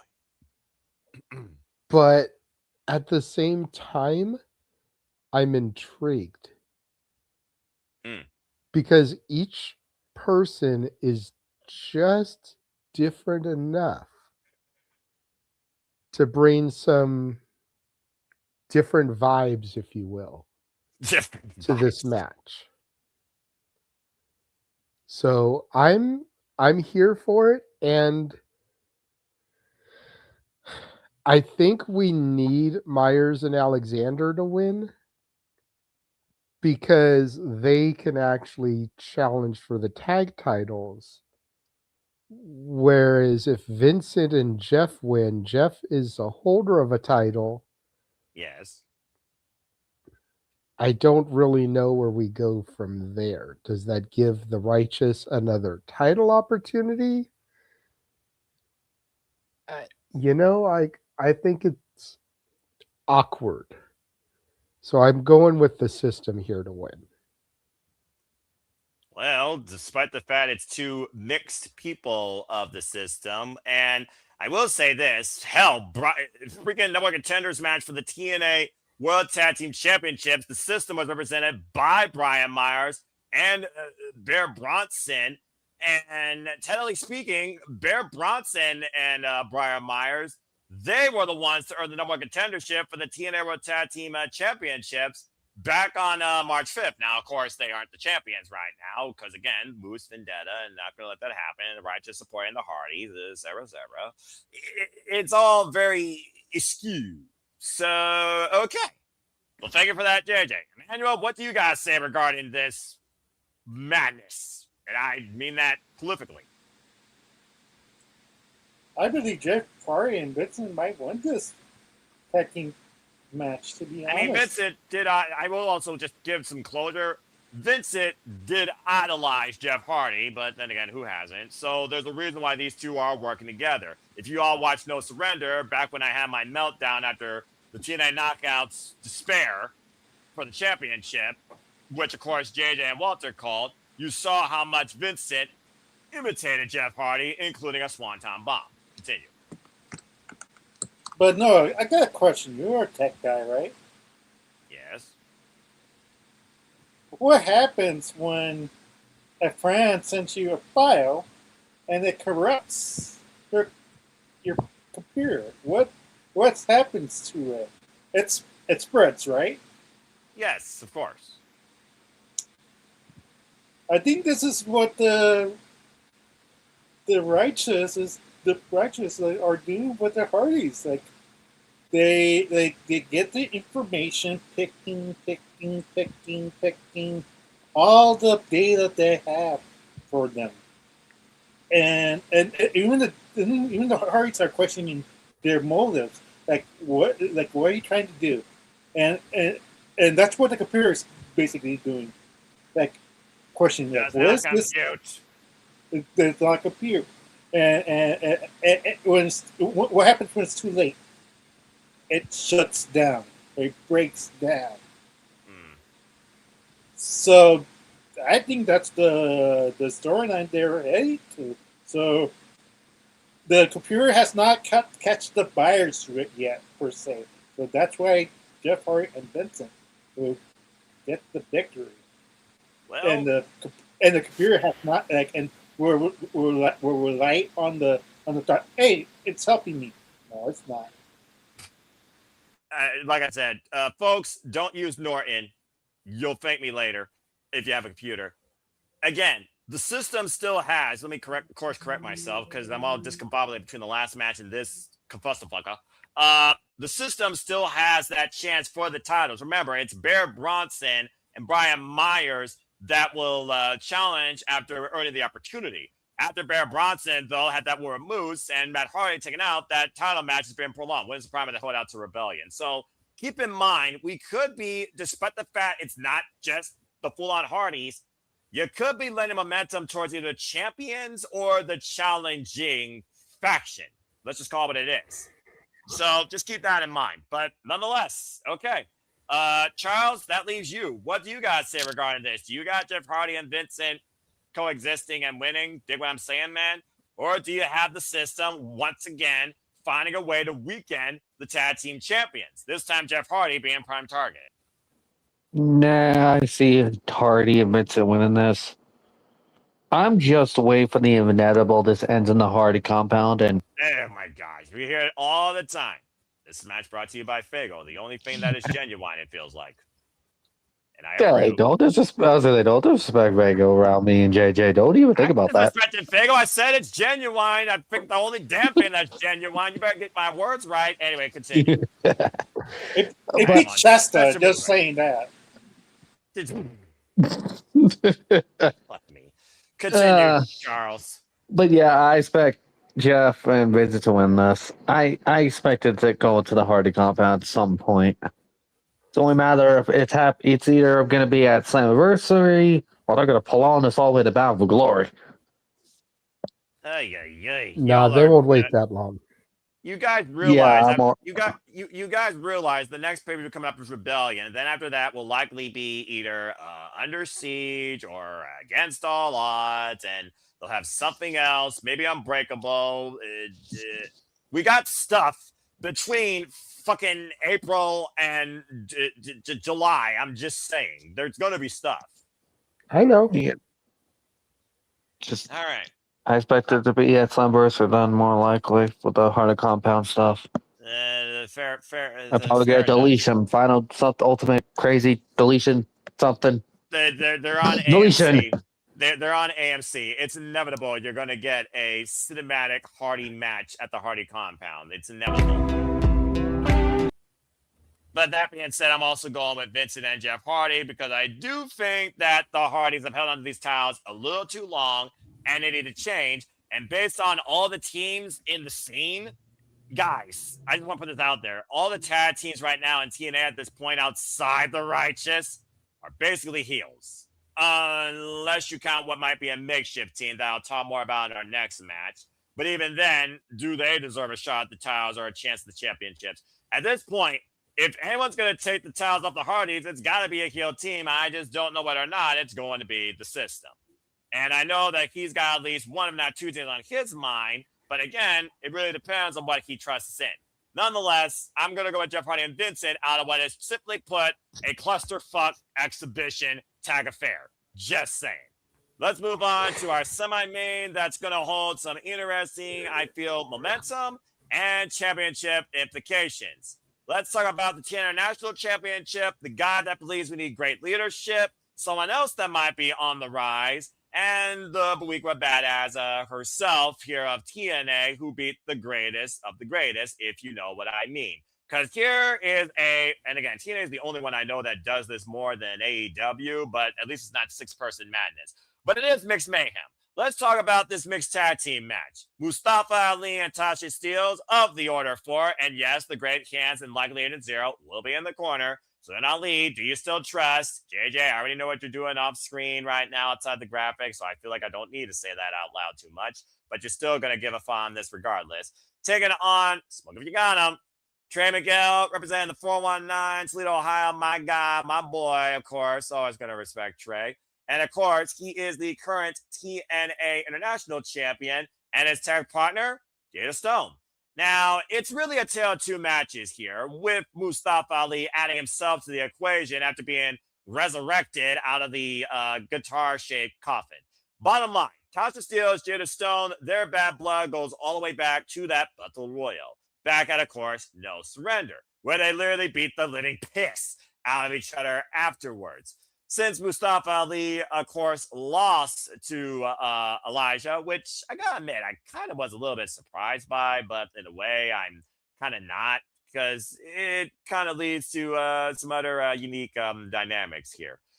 Basically, every chance that Tasha Steelz has gotten to attack Jada Stone, she has taken. We've also seen a new trio development, it feels like, with BDE, Rich Swann, and Trey Miguel. And each man have been kind of backing up each other to the point BDE and Rich Swann have kind of become their own tag team. Kind of a refreshing side of it, being perfectly honest here.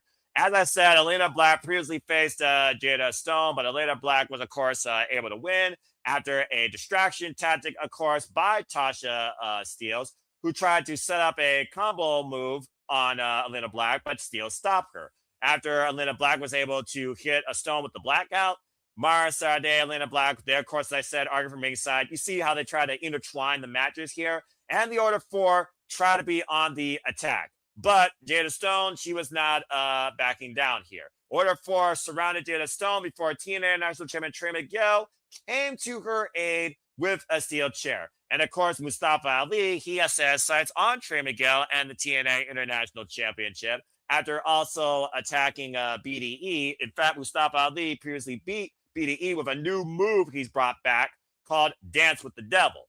And we have also seen the Order 4 attack Rich Swann. And again, Rich Swann, Trey Miguel had tremendous respect for each other. So now we have this unique four-way, I would say, mixed tag team match, but you might as well call it a handicap because you know the Great Hands are not going to be too far behind. Bottom line, though, are the Great Hands going to be Great Hands in this? Will they play advantage? Or will we find Trey Miguel and Jada Stone find a way to take advantage of this Order 4? And do you trust them in winning in, let's call it what it is, their first time ever teaming together as a freaking duo? We've even seen Special Agent Zero unleashed on Jada Stone. If it wasn't for Trey Miguel, you might not even see Jada Stone involved in this match. So, all-time high stakes here, and Mustafa Ali wins. Hey, it might lead to a TNA National Championship match. Who the heck knows? Let's go around the horn and see what y'all think about this. We will go ahead and start things off with Charles. Charles, what do you think about this? Trey Miguel, of course, who won the title off Stacks, thank Christ, and so far has been a very commendable champion. Jada Stone, again, we talked about this division being greener than Goose Bleep. She is still very fresh on the scene, but with Trey Miguel at her side, there might be something to come from this. Who knows? And Tasha Steelz and Jada Stone, I think they're just for an inevitable one-on-one encounter, and I'm here for it because it means Tasha Steelz is actually wrestling again versus being a secretary. I forgot that she actually could wrestle. So what do you think about this match, Charles? Which side you got winning? In Ali, do you still trust, along with Tasha Steelz, who's kept, honestly, this entire family, the Order 4, alive since kind of, what's the word I'm looking for? Campaigning confidence in them? Or do you think that Trey Miguel and Jada Stone puts Ali and Tasha Steelz in their place? Jada and freaking Trey. Speak simple to the point. All right. No more cause and effect there. Just get the freaking win. Ali fumbles again. Okay. Simple enough. All right. Let's go to Emmanuel next here. Emmanuel, what do you think about this? Mustafa Ali and Ali, do you still trust? Ali right now, who's nowhere near a championship, let alone the world championship at this point, and kind of has been on a downturn since losing Hardcore last year at Bound for Glory and losing, of course, that guitar coffin. I still find that weird to say, by the way. Guitar coffin match against Elijah. So what do you want to say about this match? To be honest, I think Mustafa Ali and Tasha Steelz will win this. That way, Mustafa Ali gets an opportunity for the international championship for Trey Miguel. I'm not familiar that much with Jada Stone. I'm not gonna lie. I've never seen her wrestle, so I might be missing out what she can do and provide. But it's something I might, I guess, have to see and wait and see what she's capable in ring, and hopefully she kills it and does well, and hopefully she does well to become a great star on a big stage. So again, she's one of the newer names next to Mila Moore. She's known as the Spark. She's been involved in, speaking of which, Spark Jochi wrestling, Reality of Wrestling. Primarily, she's been wrestling on Explosion. And then the only TV match that Jada Stone and Tasha Steelz had, I realized I botched. You know what? Bite me in the ass. Everyone does it. Botch.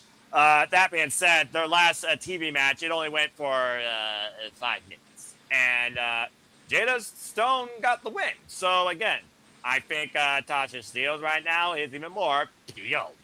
But she's still very young in the business. 4 years. Again, a lot of TNA right now, it is young when it comes to TNA exposure and wrestling acumen in this business. Continue. But yeah, like I said, for me that makes the most sense of this match. Like, and of course the or is always there to help Mustafa Ali to get that victory from and steal it for him. So that's why I'm going for Mustafa Ali and Tasha Steelz.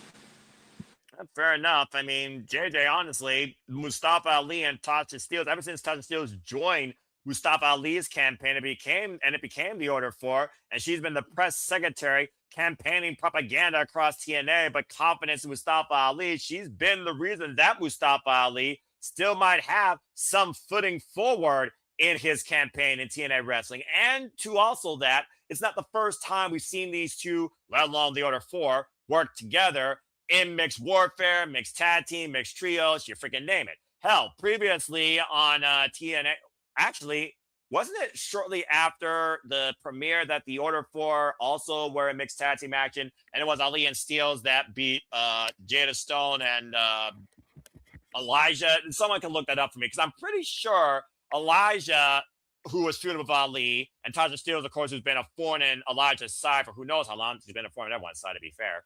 I'm pretty sure Elijah and Jada Stone also had a mixed tag match against this duo, and they lost.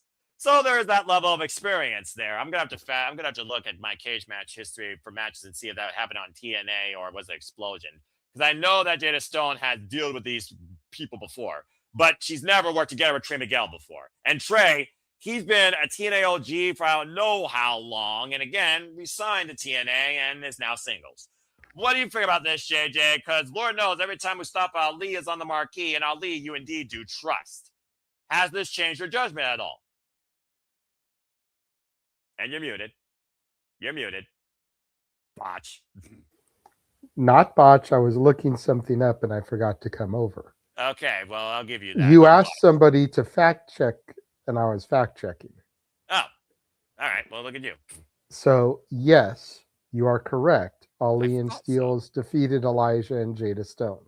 I thought so. I could have sworn that was up before the freaking, what's it called? Guitar Coffin. That is such a fucking weird name for a match, let alone a coffin. Anyway, yeah, it was on the January 23rd episode of Impact. Okay, so it was shortly after the premiere. Again, folks, I may not agree with this TNA, but I still keep up with it. Continue. So, again, I haven't been watching as religiously as I should. That's a bad JJ. I don't hold it against you. Has Ali had a shot at Trey's title recently? Trying to think.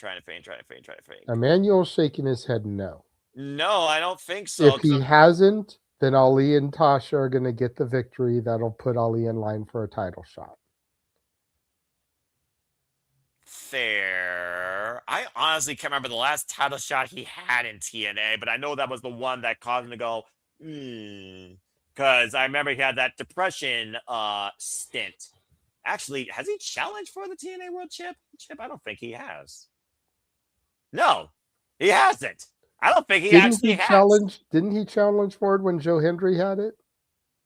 No, he never did challenge him for it. I know it was Ethan Page, Frank Kazarian, I know Nick Nemeth, and then we all talk about what happened with the disaster of that when he lost it. But I'm pretty sure that Mustafa Ali has never challenged for the TNA World Championship. We know he challenged the House of Glory Championship because we, of course, covered Charles Mason, that crazy psychopath. We know he's challenged for the NXT North American Championship against All Ego Ethan Page. But I don't think he's ever challenged for the TNA World Championship. And, of course, the only accolade he's had in TNA was when he beat freaking Chris Sabin in the main event No Surrender when he first came to TNA for the X Division champion, and was one of the most prolific X Division champions before he lost it to Spear My Belly at Slammiversary. I think I literally just summed up Mustafa Ali's TNA career. Wow. So I've got Ali and Tasha here. And I think based on what I just said, I kind of have to agree. Honestly, again, if he doesn't get some sort of chance for some sort of golden accolade, what is he doing here?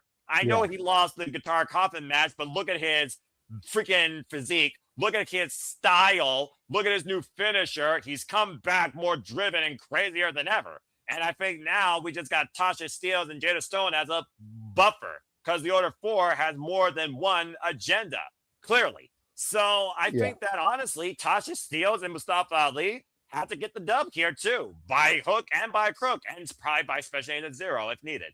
I gotta agree with you. Can't believe there's a rarity, folks. I gotta go with the Order 4 on this one. In Ali, I don't trust, but I do trust he's gonna do what he needs to get the win by hook and by crook. Charles, I did see you. Go. I did want to say something else while it was my turn. Emmanuel, do you know yet if you're going to Vegas for Mania? No. I'm not sure, to be honest. We're waiting for the price to drop down, to be honest. But we'll let you know. Because I was going to say, if you're going to be up there, Jada Stone is going to be part of the Ladies Night Out show, and you can see her wrestle live and in person. Yeah, I know that. That's on the list, the mighty list, the list. The 70-something people that Telly has announced so far, and apparently there's still more. And stay tuned more. Yep. But to say that match card really intrigues me. Like that's some lineup for all the ladies. Like wow. Yeah, and only one match has been announced. So that's why I was asking, because you mentioned being unfamiliar with Jada Stone. I was going to say, if you're going to be up there, go to that show because you get to see her live and in person.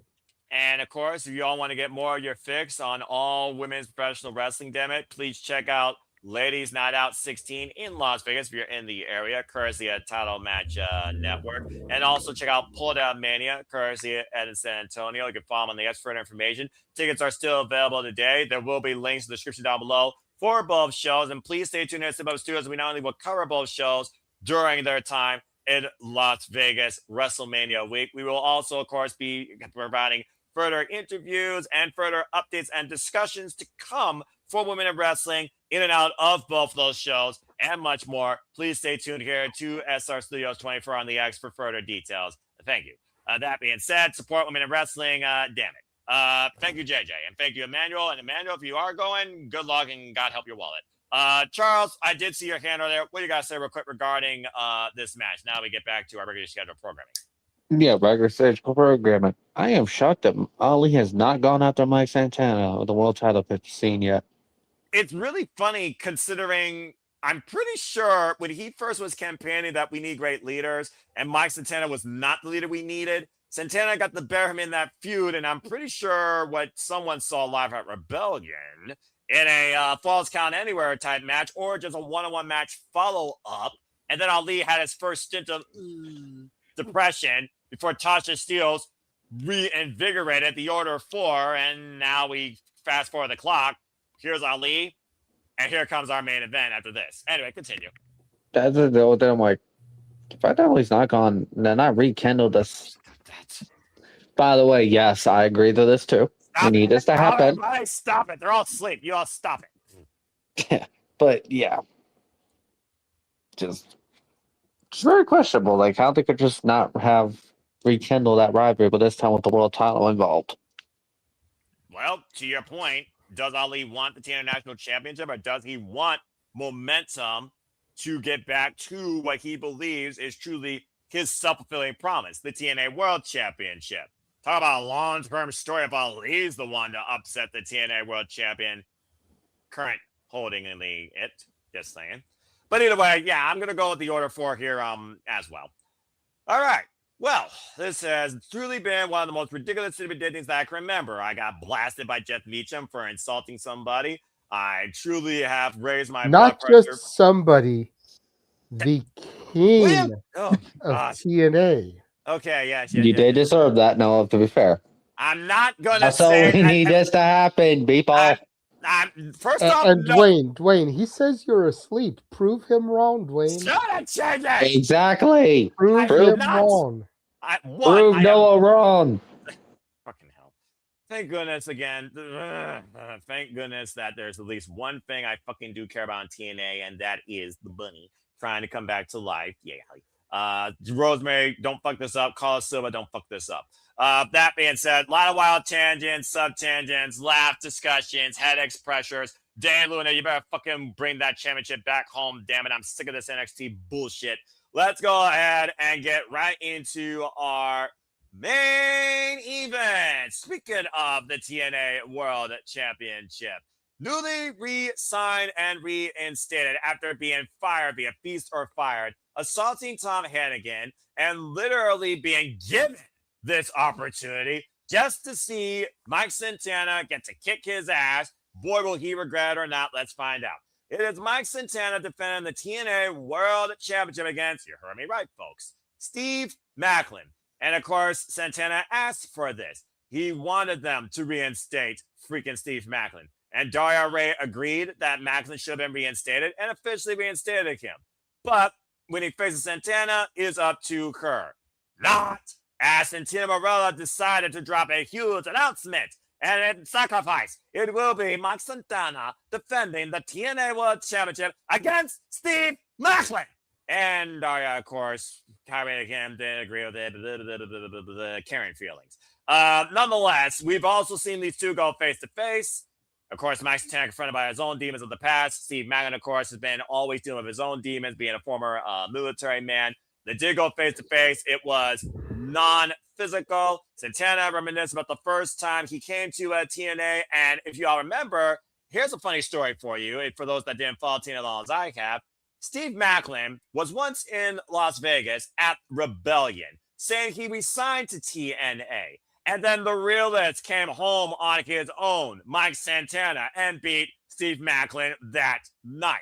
Literally, Mike Santana's beginning, or should I say new beginning in TNA, was at the expense of Steve Maclin. And Mike Santana feels like ever since then, he feels like it's made it past his superpower, thinks Maclin has made it past his excuse.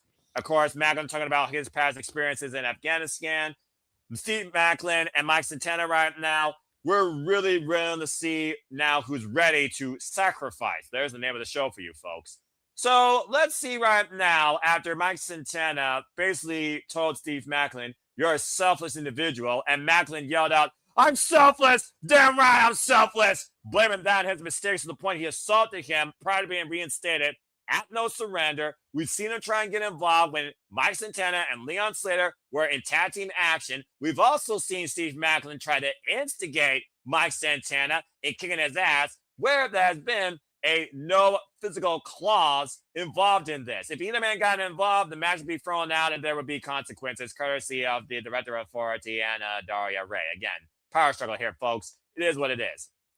But now we finally have made it to the point where they could beat the shit out of each other, and we later will find out who's going to get what they deserve, who's willing to sacrifice more.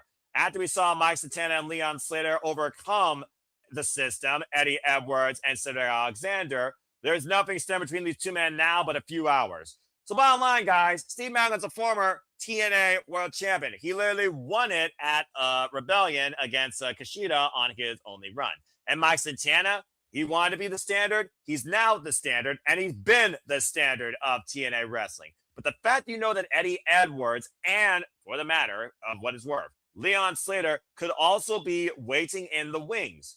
Are we guaranteed a new TNA World Champion at the end of Sacrifice? And could it not be one of these two men on the screen? And yes, I will include in the bonus, will Eddie Edwards cash in his opportunity? Yes or no? You all can add that to the conversation if you want to. So whether or not you think Steve Maclin deserves this chance on his reinstatement at the behest of the champion, that's not for you to agree or disagree, because Mike Santana, he's the guy with the gold. He's got the flu influence here, and Santana Marella agrees with it, even if Daria Ray doesn't. Do you have a new champion? Let's find out what you all think. Let's go around the horn and talk about this main event in depth. And again, think about what this leads to. at Rebellion, where right now TNA might as well be underneath a friggin' rebellious attitude. Good grief. I'm going to start with you, Emmanuel. What do you think about the TNA World Championship situation? Mike Santana, of course, who's held this title down for the calendar year, for being perfectly honest here, after outlasting both Frank Kazarian and Nick Nemeth, as well as keeping his eye on Leon Slater, mutual respect, and knowing that Eddie Edwards could come in at any time, but he's been able to spin his block countlessly. Steve Maclin right now, though, has been the #1 prime target in his crosshairs on site. So is it one and done? Are we finally done with these two and this feud? Was the reinstatement all for naught? What does it lead to? Do you have a new TNA World Champion? Go ahead. Yeah, like I'm about to say, no, like did I miss a week that when Nemeth already used the cup, like or not? Like I don't think he did, right? Pretty sure that he did at this point. Then again, Nick Nemeth is so relevant to me. I don't even think about that. Hell, Nick Nemeth, he freaking tried to take the X Division Championship, and Leon Slater beat him. Well, all right, I'll look it up right now. But yeah, like for me, like this is a hard one because if you're not gonna fire Steve Maclin, then why make him drop out in this match? So my mentality is Steve Maclin for the win. If not, like what was the point of him turning heel and not be able to capitalize his opportunity for this championship? Like this is like once in a lifetime opportunity to get that championship again. Like, but at the same time, like Eddie Edwards, like he has his college shot. So I'm like, is the excellent question. Like, does he actually pull the trigger? But I don't think so. So, my mentality is stick Maclin for the win, and Eddie Edwards might cash it in on Steve Maclin, like, and that's which makes him flip even more. So, in this match, Steve Maclin wins. Then a cash in from Eddie because he went to war. Ah, shit. You're right. He does still have the fucking cup. So I guess there's Leon Slater, Nick Nemeth, Eddie Edwards, and right now Steve Maclin. So the champion's being attacked on all sides. Shit. All right. Well, that is a bonus question then, because who knows? Can we get cause and effect not once, but twice on Sacrifice? Who's willing to sacrifice their only chance to become TNA World Champion at the expense of a weakened Mike Santana? Or possibly a different Mike Santana? I guess there's more different ways this could go than I thought, but Nick never already had his moment of glory, all right? I'm just saying. But okay, that being said, you do have a new champion, and you at least got, as far as the marquee goes, you got Steve Maclin? Yeah, I have Steve Maclin for the one. Because, like I said, like, what's...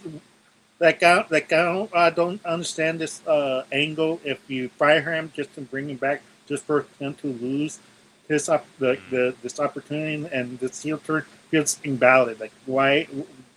Like, he just didn't need to get fired if they're gonna cop this out. Like, let's ignore him getting fired. Like, don't worry about it. Like, he's gonna get re-signed either way. So, well, I mean, there has to be more.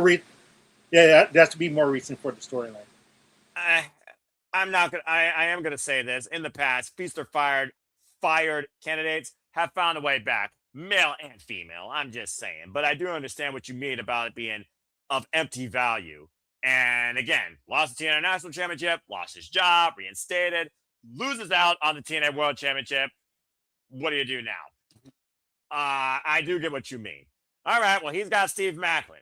Well, that in mind, let's go to Charles, where we go to the filibuster, storyteller, and the cause and effect playout of the panel here to close things out. Charles, what do you think about this? I mean, again, you know that Tom Hannigan, who's supposed to be impartial and unbiased, Lord knows I'm not, because I don't have to be, damn, I'm not under contract. You know that he wants Mike Santana to, how do I put this eloquently? Mike Tenay levels of commentary kick Steve Maclin's ass. So, again, it's one of those things right now that it feels like Steve Maclin has forced his way into the championship picture, and karma could be a bitch, or realist in this case. of the nastiest. What do you think about the situation here? Do you have a new TNA World Champion? Does Mike Santana spin Maclin's block and outlast the competition that's coming after him? I don't know what the fuck. It's just about this. Yeah, on one hand, the fact that Steve Mike was even back very quickly after that Feast or Fire match was like, gee, that was a little quick. You could have just done this months later. It's not, at least not, within what? Not even that week or 2 weeks, 3 weeks, 4 weeks? Give or take, but who's counting? Continue. Exactly. It's like kind of stupid. But then you kind of dilemma thing. Just Mike got the belt back. What 2, 3 months ago? Yes. Back. It's like, do you want to take the title off him now? But then, what's the point of the Steve Magwin thing? You just did all this, so you were just going to lose. Well, like,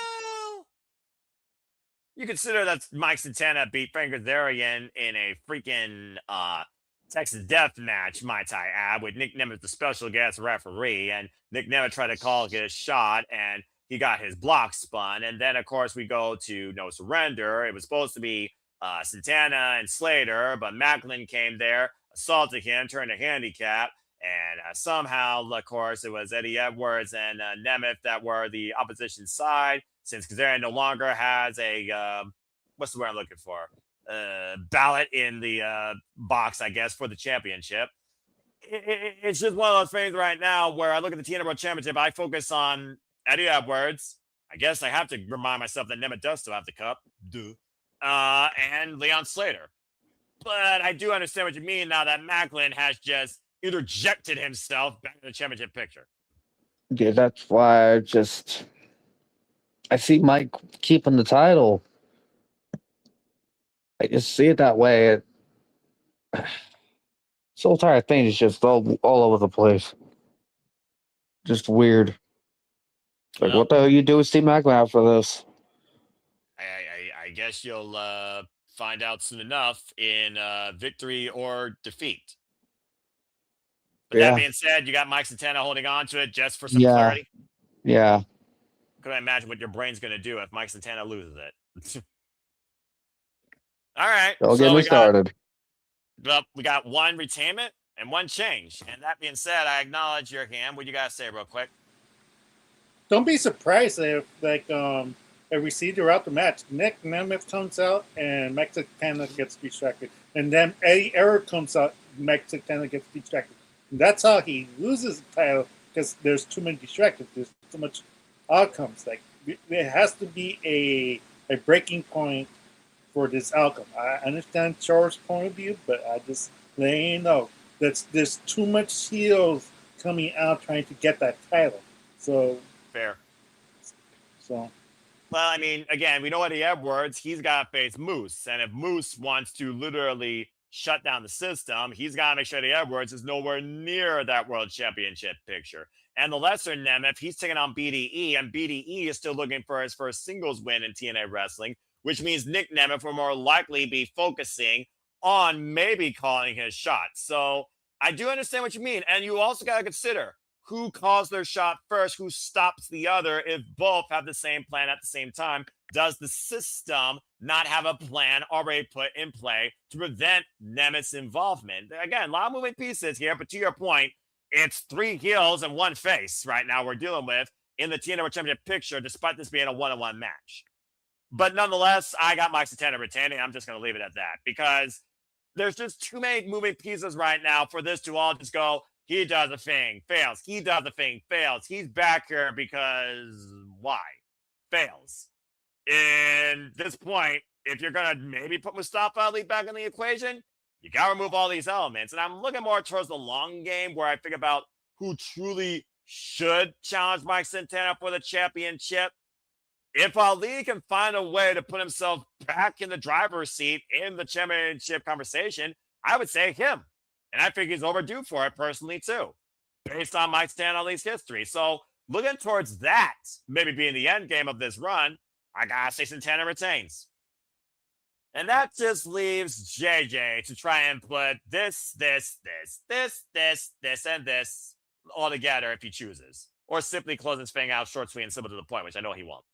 So, JJ, what do you think about this fuck? We got Mike Santana dealing with Steve Maclin, and he's got to keep his blind spot, knowing he's got Eddie Edwards and Nick Nemeth breathing down his neck, and possibly out of mutual respect, if we do hit a turning point, not a breaking point, maybe Leon Slater, and if they announce Destination X, I don't know.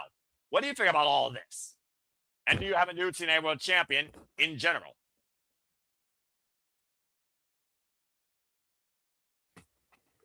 Okay. Good luck. So there was a little conversation earlier about all the people that have been fired have come back. Well, some. I didn't say all. A lot of them. Yes. So first of all, justice for Yuya Uemura. Secondly, have any of them come back as quickly as Maclin did? Maybe Velvet Sky? Trying to think about that one. That's the one I think about the most. Because she wasn't meant to have the briefcase. That freaking crook gave it to her. Because she good. And anyway, and by the way, congrats to Uemura's incredible run. And it's been long enough. I'm sorry, Ash. I know your girl don't have time, but your simple man does. Subscribe to Bad for Wrestling, folks. Spoiler. Beep, beep, beep, beep. Uemura made it to the finals of the New Japan Cup. The winner of this year's New Japan Cup was Kyle Newman, and he will challenge Yota Tsuji for the IWGP Heavyweight Championship at Sakura Genesis. Pending coverage, folks, on the live watch-along schedule. Stay tuned. And now back to regular scheduled programming. Cheers, pal. Back to you. So here's my thought process here. Maclin's contract expired. Yes. So they fired him during contract negotiations. Yes. He saw how the company in Jacksonville was treating his wife. Oh, I and see. Was like, fuck that shit. I'm coming back. No. And they had to come up with an angle to bring him back. That very well could play. I mean, I'm not, again, we don't know the story, but I mean, that very well could play. I'm not going to, hold that against your thought. I agree with a lot of what people are saying, that if you're going to bring him back, you need to build him up. But with not one, but two loose ends out there. Shit. 3, if you count option C. I don't know if they pull that here. Because I could see a situation where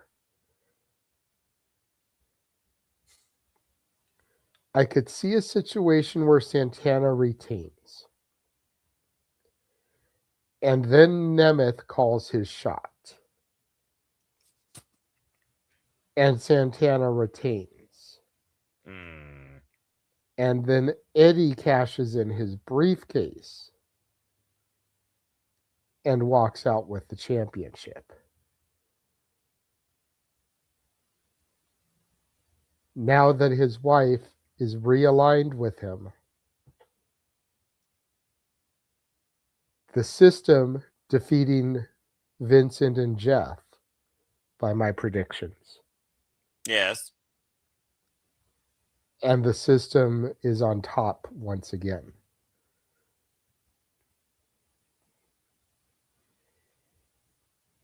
Which is why I will never trust the system.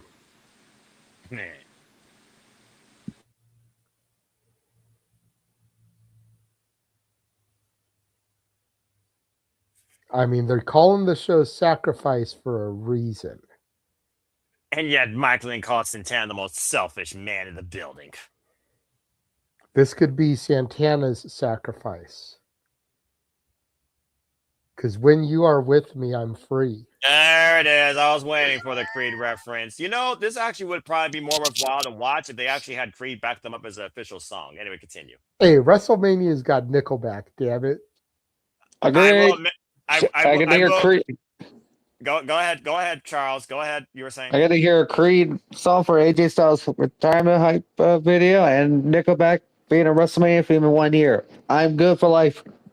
You know, that ironically enough, I can actually agree with because I actually care about both. Continue. So I've got Santana to retain the title because that's all we're picking here. Correct, as far as this match. And remember, folks, we're on the last match. If you want Noah to sing "Sweet Caroline" in a white shirt, stop it. It's not gonna happen. Time is ticking. Not gonna happen. Tick all tock. Right. Tick tock. Everyone's asleep. Everyone's asleep in the East Coast. No one's spending money on the West Coast at the end of the month. They got bills to worry about. Oh, Arlene. Arlene's got to focus on education. All right, she's got more than enough to do that. John Peralta knows a figure or two about that. Support her, folks. That's 7 New Hampshire University. All right, and congratulations, by the way, John Peralta. Great successful defense in the Bar Women's Pure Championship, by the way, against Robin Renegade. Took her down to the 3.5-minute mark, but again, the master of Fujiwara armbar, long may she fucking reign, was successful. Damn good stuff by the Women of Honor, by the way, across all 4 matches. Jada Steelz really coming into her home. Indeed, the real deal. That being said, all right, so that being said, we do believe in this case that most of us believe that Mike Santana should retain against Steve Maclin because Steve Maclin doesn't deserve it, hasn't earned it, hasn't built up for it. At the end of the day, Mike Santana... I disagree with you. I believe he deserves it. I believe he earned it. I just don't think this is the moment for it. Well, you know. There's a difference. I believe Santana will retain, just like I believe in Chase University. Never believe in that. Unaccredited institution. There's a reason why it's closed. But nonetheless... Just like Noah believes in Joe Hendry. Say his name and he appears. I believe in Joe Hendry. Believe! Damn it. And for those that and don't just know, like I believe that Noah will have to sing Sweet Caroline in a white shirt. Nope, not going to happen. Not going to happen. Not going to happen. It's not going to happen. Y'all go to bed. Okay, well, that being said, before I get any more tirade, and speaking of Joe Hendry, for those that don't know, Joe Hendry will defend the NXT Championship at Stand and Deliver in a fatal 4-way match against Tony D, Ricky Saints, and All Eagle Ethan Page. Available for free on YouTube. That being said, most of us got Mike Santana retaining. And we'll see what happens as far as the call your shot, the option C, the friggin' briefcase goes. But I don't think none of them come into play at Sacrifice. The big money show is Rebellion. You got to try and fill out that building. I know how big that building is. Good luck, TNA. You're going to need it. So maybe with those 4 men, you could do an NXT and book a fatal 4-way. I don't know. But nonetheless, I don't got Mike Santana losing. He's the only legitimate player right now holding gold in TNA wrestling. Not named my boy Trey Miguel, but their international championship is not even 1 year old for those that remember. But Mike Santana's retained. But that's sacrifice, folks. Why we sacrifice more than enough brain cells, and I sacrifice more than enough of my blood pressure where I know I'm going to need this in the morning. What are your predictions for TNA? What are your predictions for the championships? What's your wildest outcome that you think could happen at Sacrifice? Who sacrifices the most to get what they want the most? Let us know your thoughts in the comments in the chat, of course, below as we conclude tonight's stream. And I thank you all once again. Again, if you want to be part of the TNA League or you are part of it, and that includes the panelists here, the forum will be live 9 a.m. Eastern Standard Time on my X and on YouTube. Get your predictions in. They will be due 7 p.m. Eastern Standard. 7:30 p.m. Eastern Standard Time on this Friday, of course, talking about March 27th. Good luck to everybody, and let's see how you all do and making your own impact. Well, let's go ahead and get the fuck out of here before this goes any more off the rails and I lose any more blood pressure or brain cells or sleep. Thank you all once again for being part of the thing, and thank you all once again for being part of the conversation in and out of the screen and on the chat. Charles, always a pleasure, though. Where can people connect and find you? You can follow me on Twitter at DreWTalkRandall. And there you have it, folks. Full on screen. And believe it, Chase U. No, don't believe in Chase U. We've already discussed this. And no, that's enough, JJ. It's not going to happen. All right. Thank you for that, Charles. Emmanuel, Interactive Games and Movies owner, of course, and TNA Predictions League participant. Again, subscribe to his channel, folks. Both channels. Go ahead and tell other people who can find you and promote your stuff. And your other half, too. Yes, you can follow me at Facebook, Elayna Dominguez, at Instagram, EDM7224, You can follow my sister, Arianna Dominguez, at Facebook and Instagram. And also on the X, ADM73244. And for interactive games and movies, you could now see my review of Crime 101. That's with Liam Hemsworth, Halle Berry, and Mark Ruffalo. And I recognize one of those names. Yeah, so if you like spy heist movies, this is the movie for you. So I gave it. I forgot my rating, but I gave it a solid 8.5 out of 10. So if you want to see the review, if you're not going to see the movie, see the review. But if you want to see the movie, I recommend it. Go see it. Promote your local theaters, please, because we don't want movies to come out in Netflix, the boring Netflix movie originals or the whatever app we have.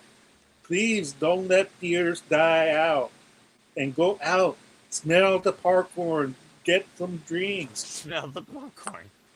Yeah, it's true. And hopefully I will post more games in the future and more movie reviews. I'm like, it's one of those things that I need to motivate myself. So it's my fault for not providing more content.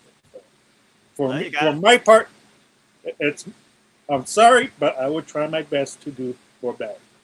At the end of the day, YouTube is a passion project, but your priorities have to come before your passions, and also moderation and direction and dedication is key. So I respect you and good luck continuing forward, of course, in that endeavor. Before I, of course, bid things and you all find adieu, JJ, always a pleasure, even though you piss me off sometimes and maybe we never fully agree on everything, but I always still appreciate you.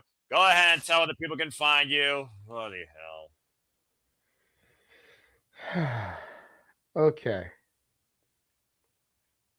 So you can find me on Instagram at the Renegade JJ Williams. YouTube Casa D18 Studios, X Casa D18 Studio, no S at the end. You can also find me on X at ROWJJ Williams, and I man the SR Studios 2024 X account. Even though all four of us, myself, Noah, Walter, and James, have access to it, I am the most active on it,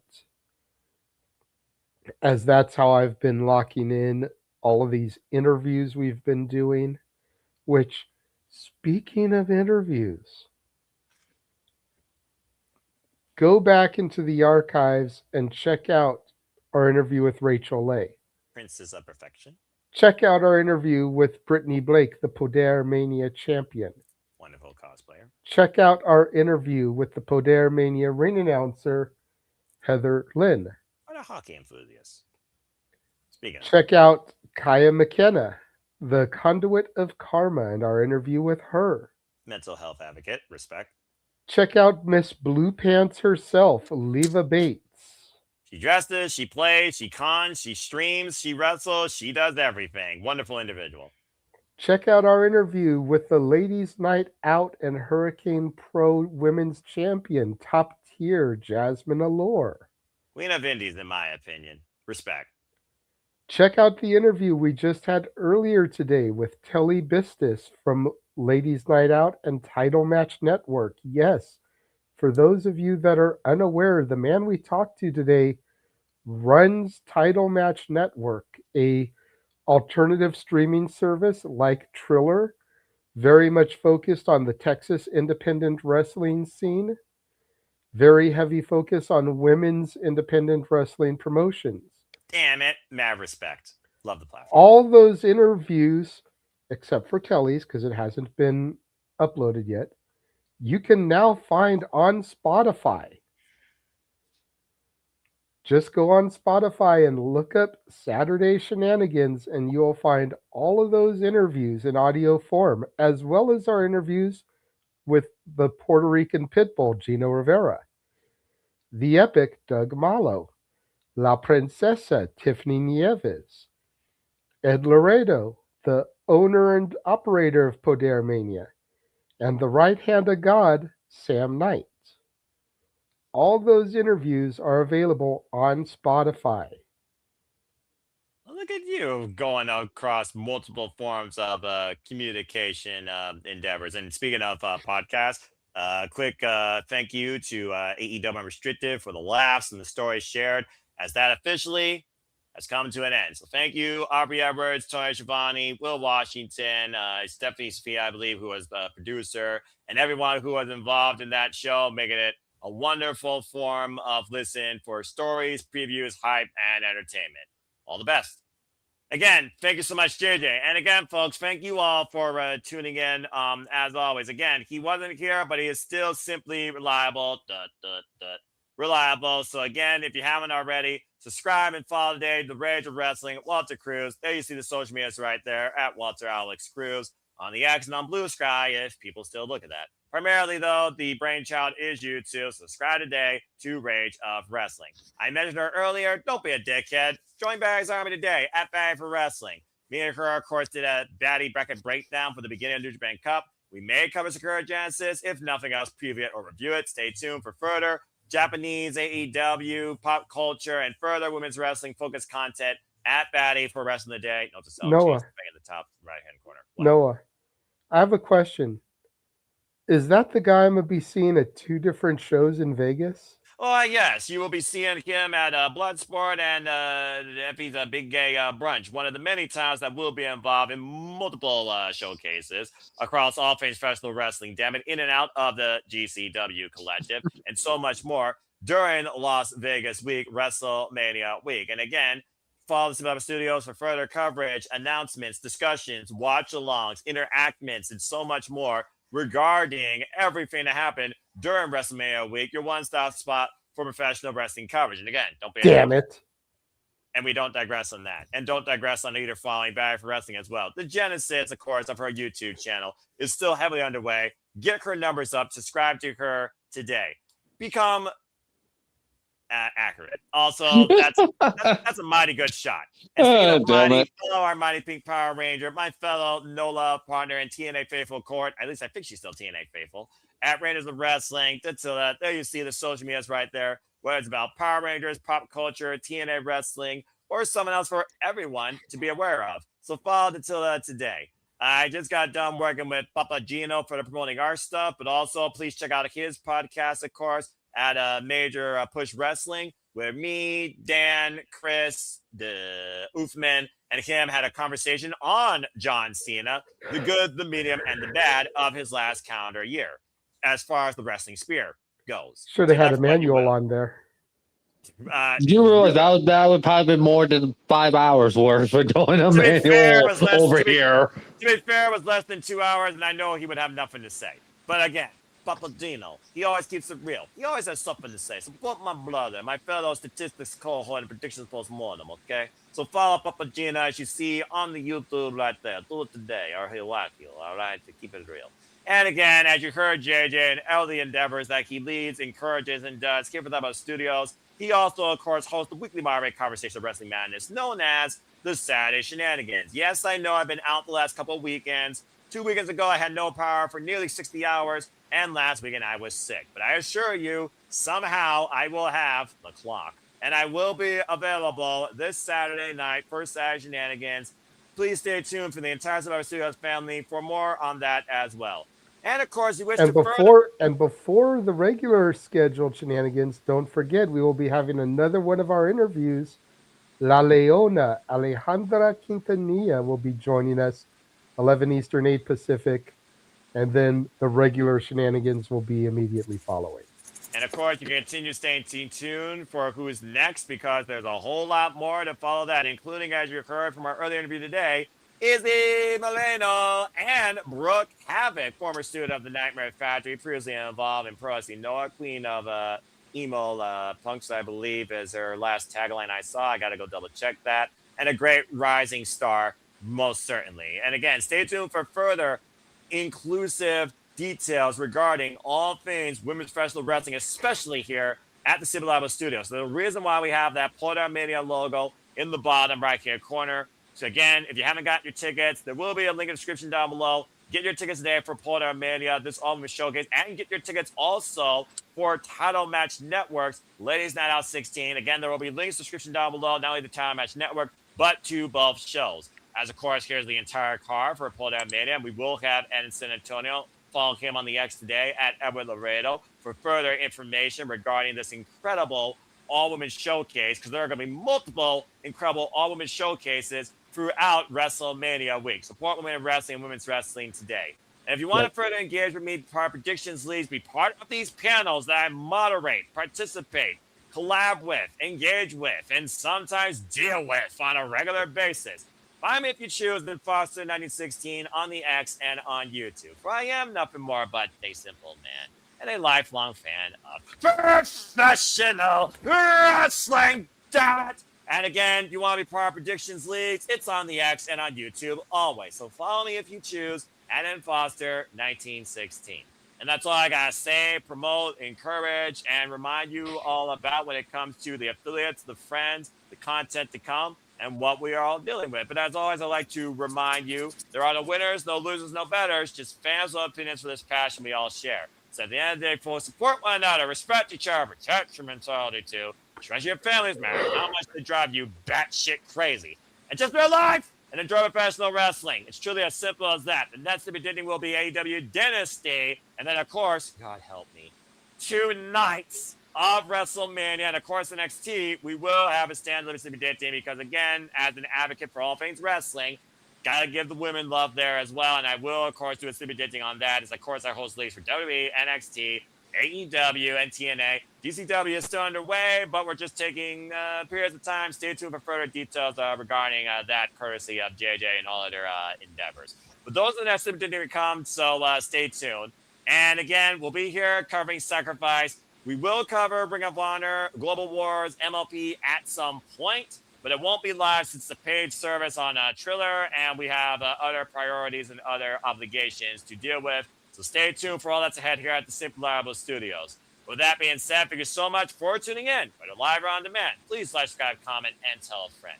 Hit the bell to live hit the bell to know when the next video goes live or on demand here on this Simple YouTube channel or any of the channels and the affiliated platforms here at the Simple Liable Studios, whether YouTube or on the X. I assure you the content, the passion, the creativity, the drive to bring more awareness to women's professional wrestling is not going to let up anytime soon. But what will finally let up is my voice, as in fine kinematic fashion, I must bid you all now a fine adieu. For the Renegade Wrestling, JJ Williams. For Charles Schultz, who got out of the manhole cover tonight. For John Cena's biggest fan, Emmanuel Dominguez. And for all of you in and out of your actual conversation in the chat, for Safet, for Nick, for Daniel, and for, of course, Dwayne Atkinson, who did not friggin' buy into your madness. And for Matt Helms, who, of course, I always acknowledge because he always give us a subscribe, a thumbs up, and ask us how we are. Thank you all so much. And until it's time to sacrifice in TNA Wrestling, I bid you all now goodbye. So make a positive impact in life and have a good night. And thank you for tuning in to another crazy edition of Simply Predicting Anything But. Have a good night, folks. And again, don't sacrifice your time unless it's worth your time to watch TNA Sacrifice. Take care. Support Chase U. No, Indeed. Believe in Chase U. No, never believe in Chase U. It's an unaccredited institution. All right. And I'm hitting the button because you're Enroll in Chase University and believe in Joe Hendry. Damn it, JJ, you fucker! Say his name and he appears. What? I believe in Joe Hendry. Just once I want to fucking hit the button before you trigger that, you son of a bitch! And walk with Elijah. Noah, Ugh. do you What? believe in Ren Sinclair at least? She won a title. Ren Sinclair, do you believe in her? It's a speedometer sticker.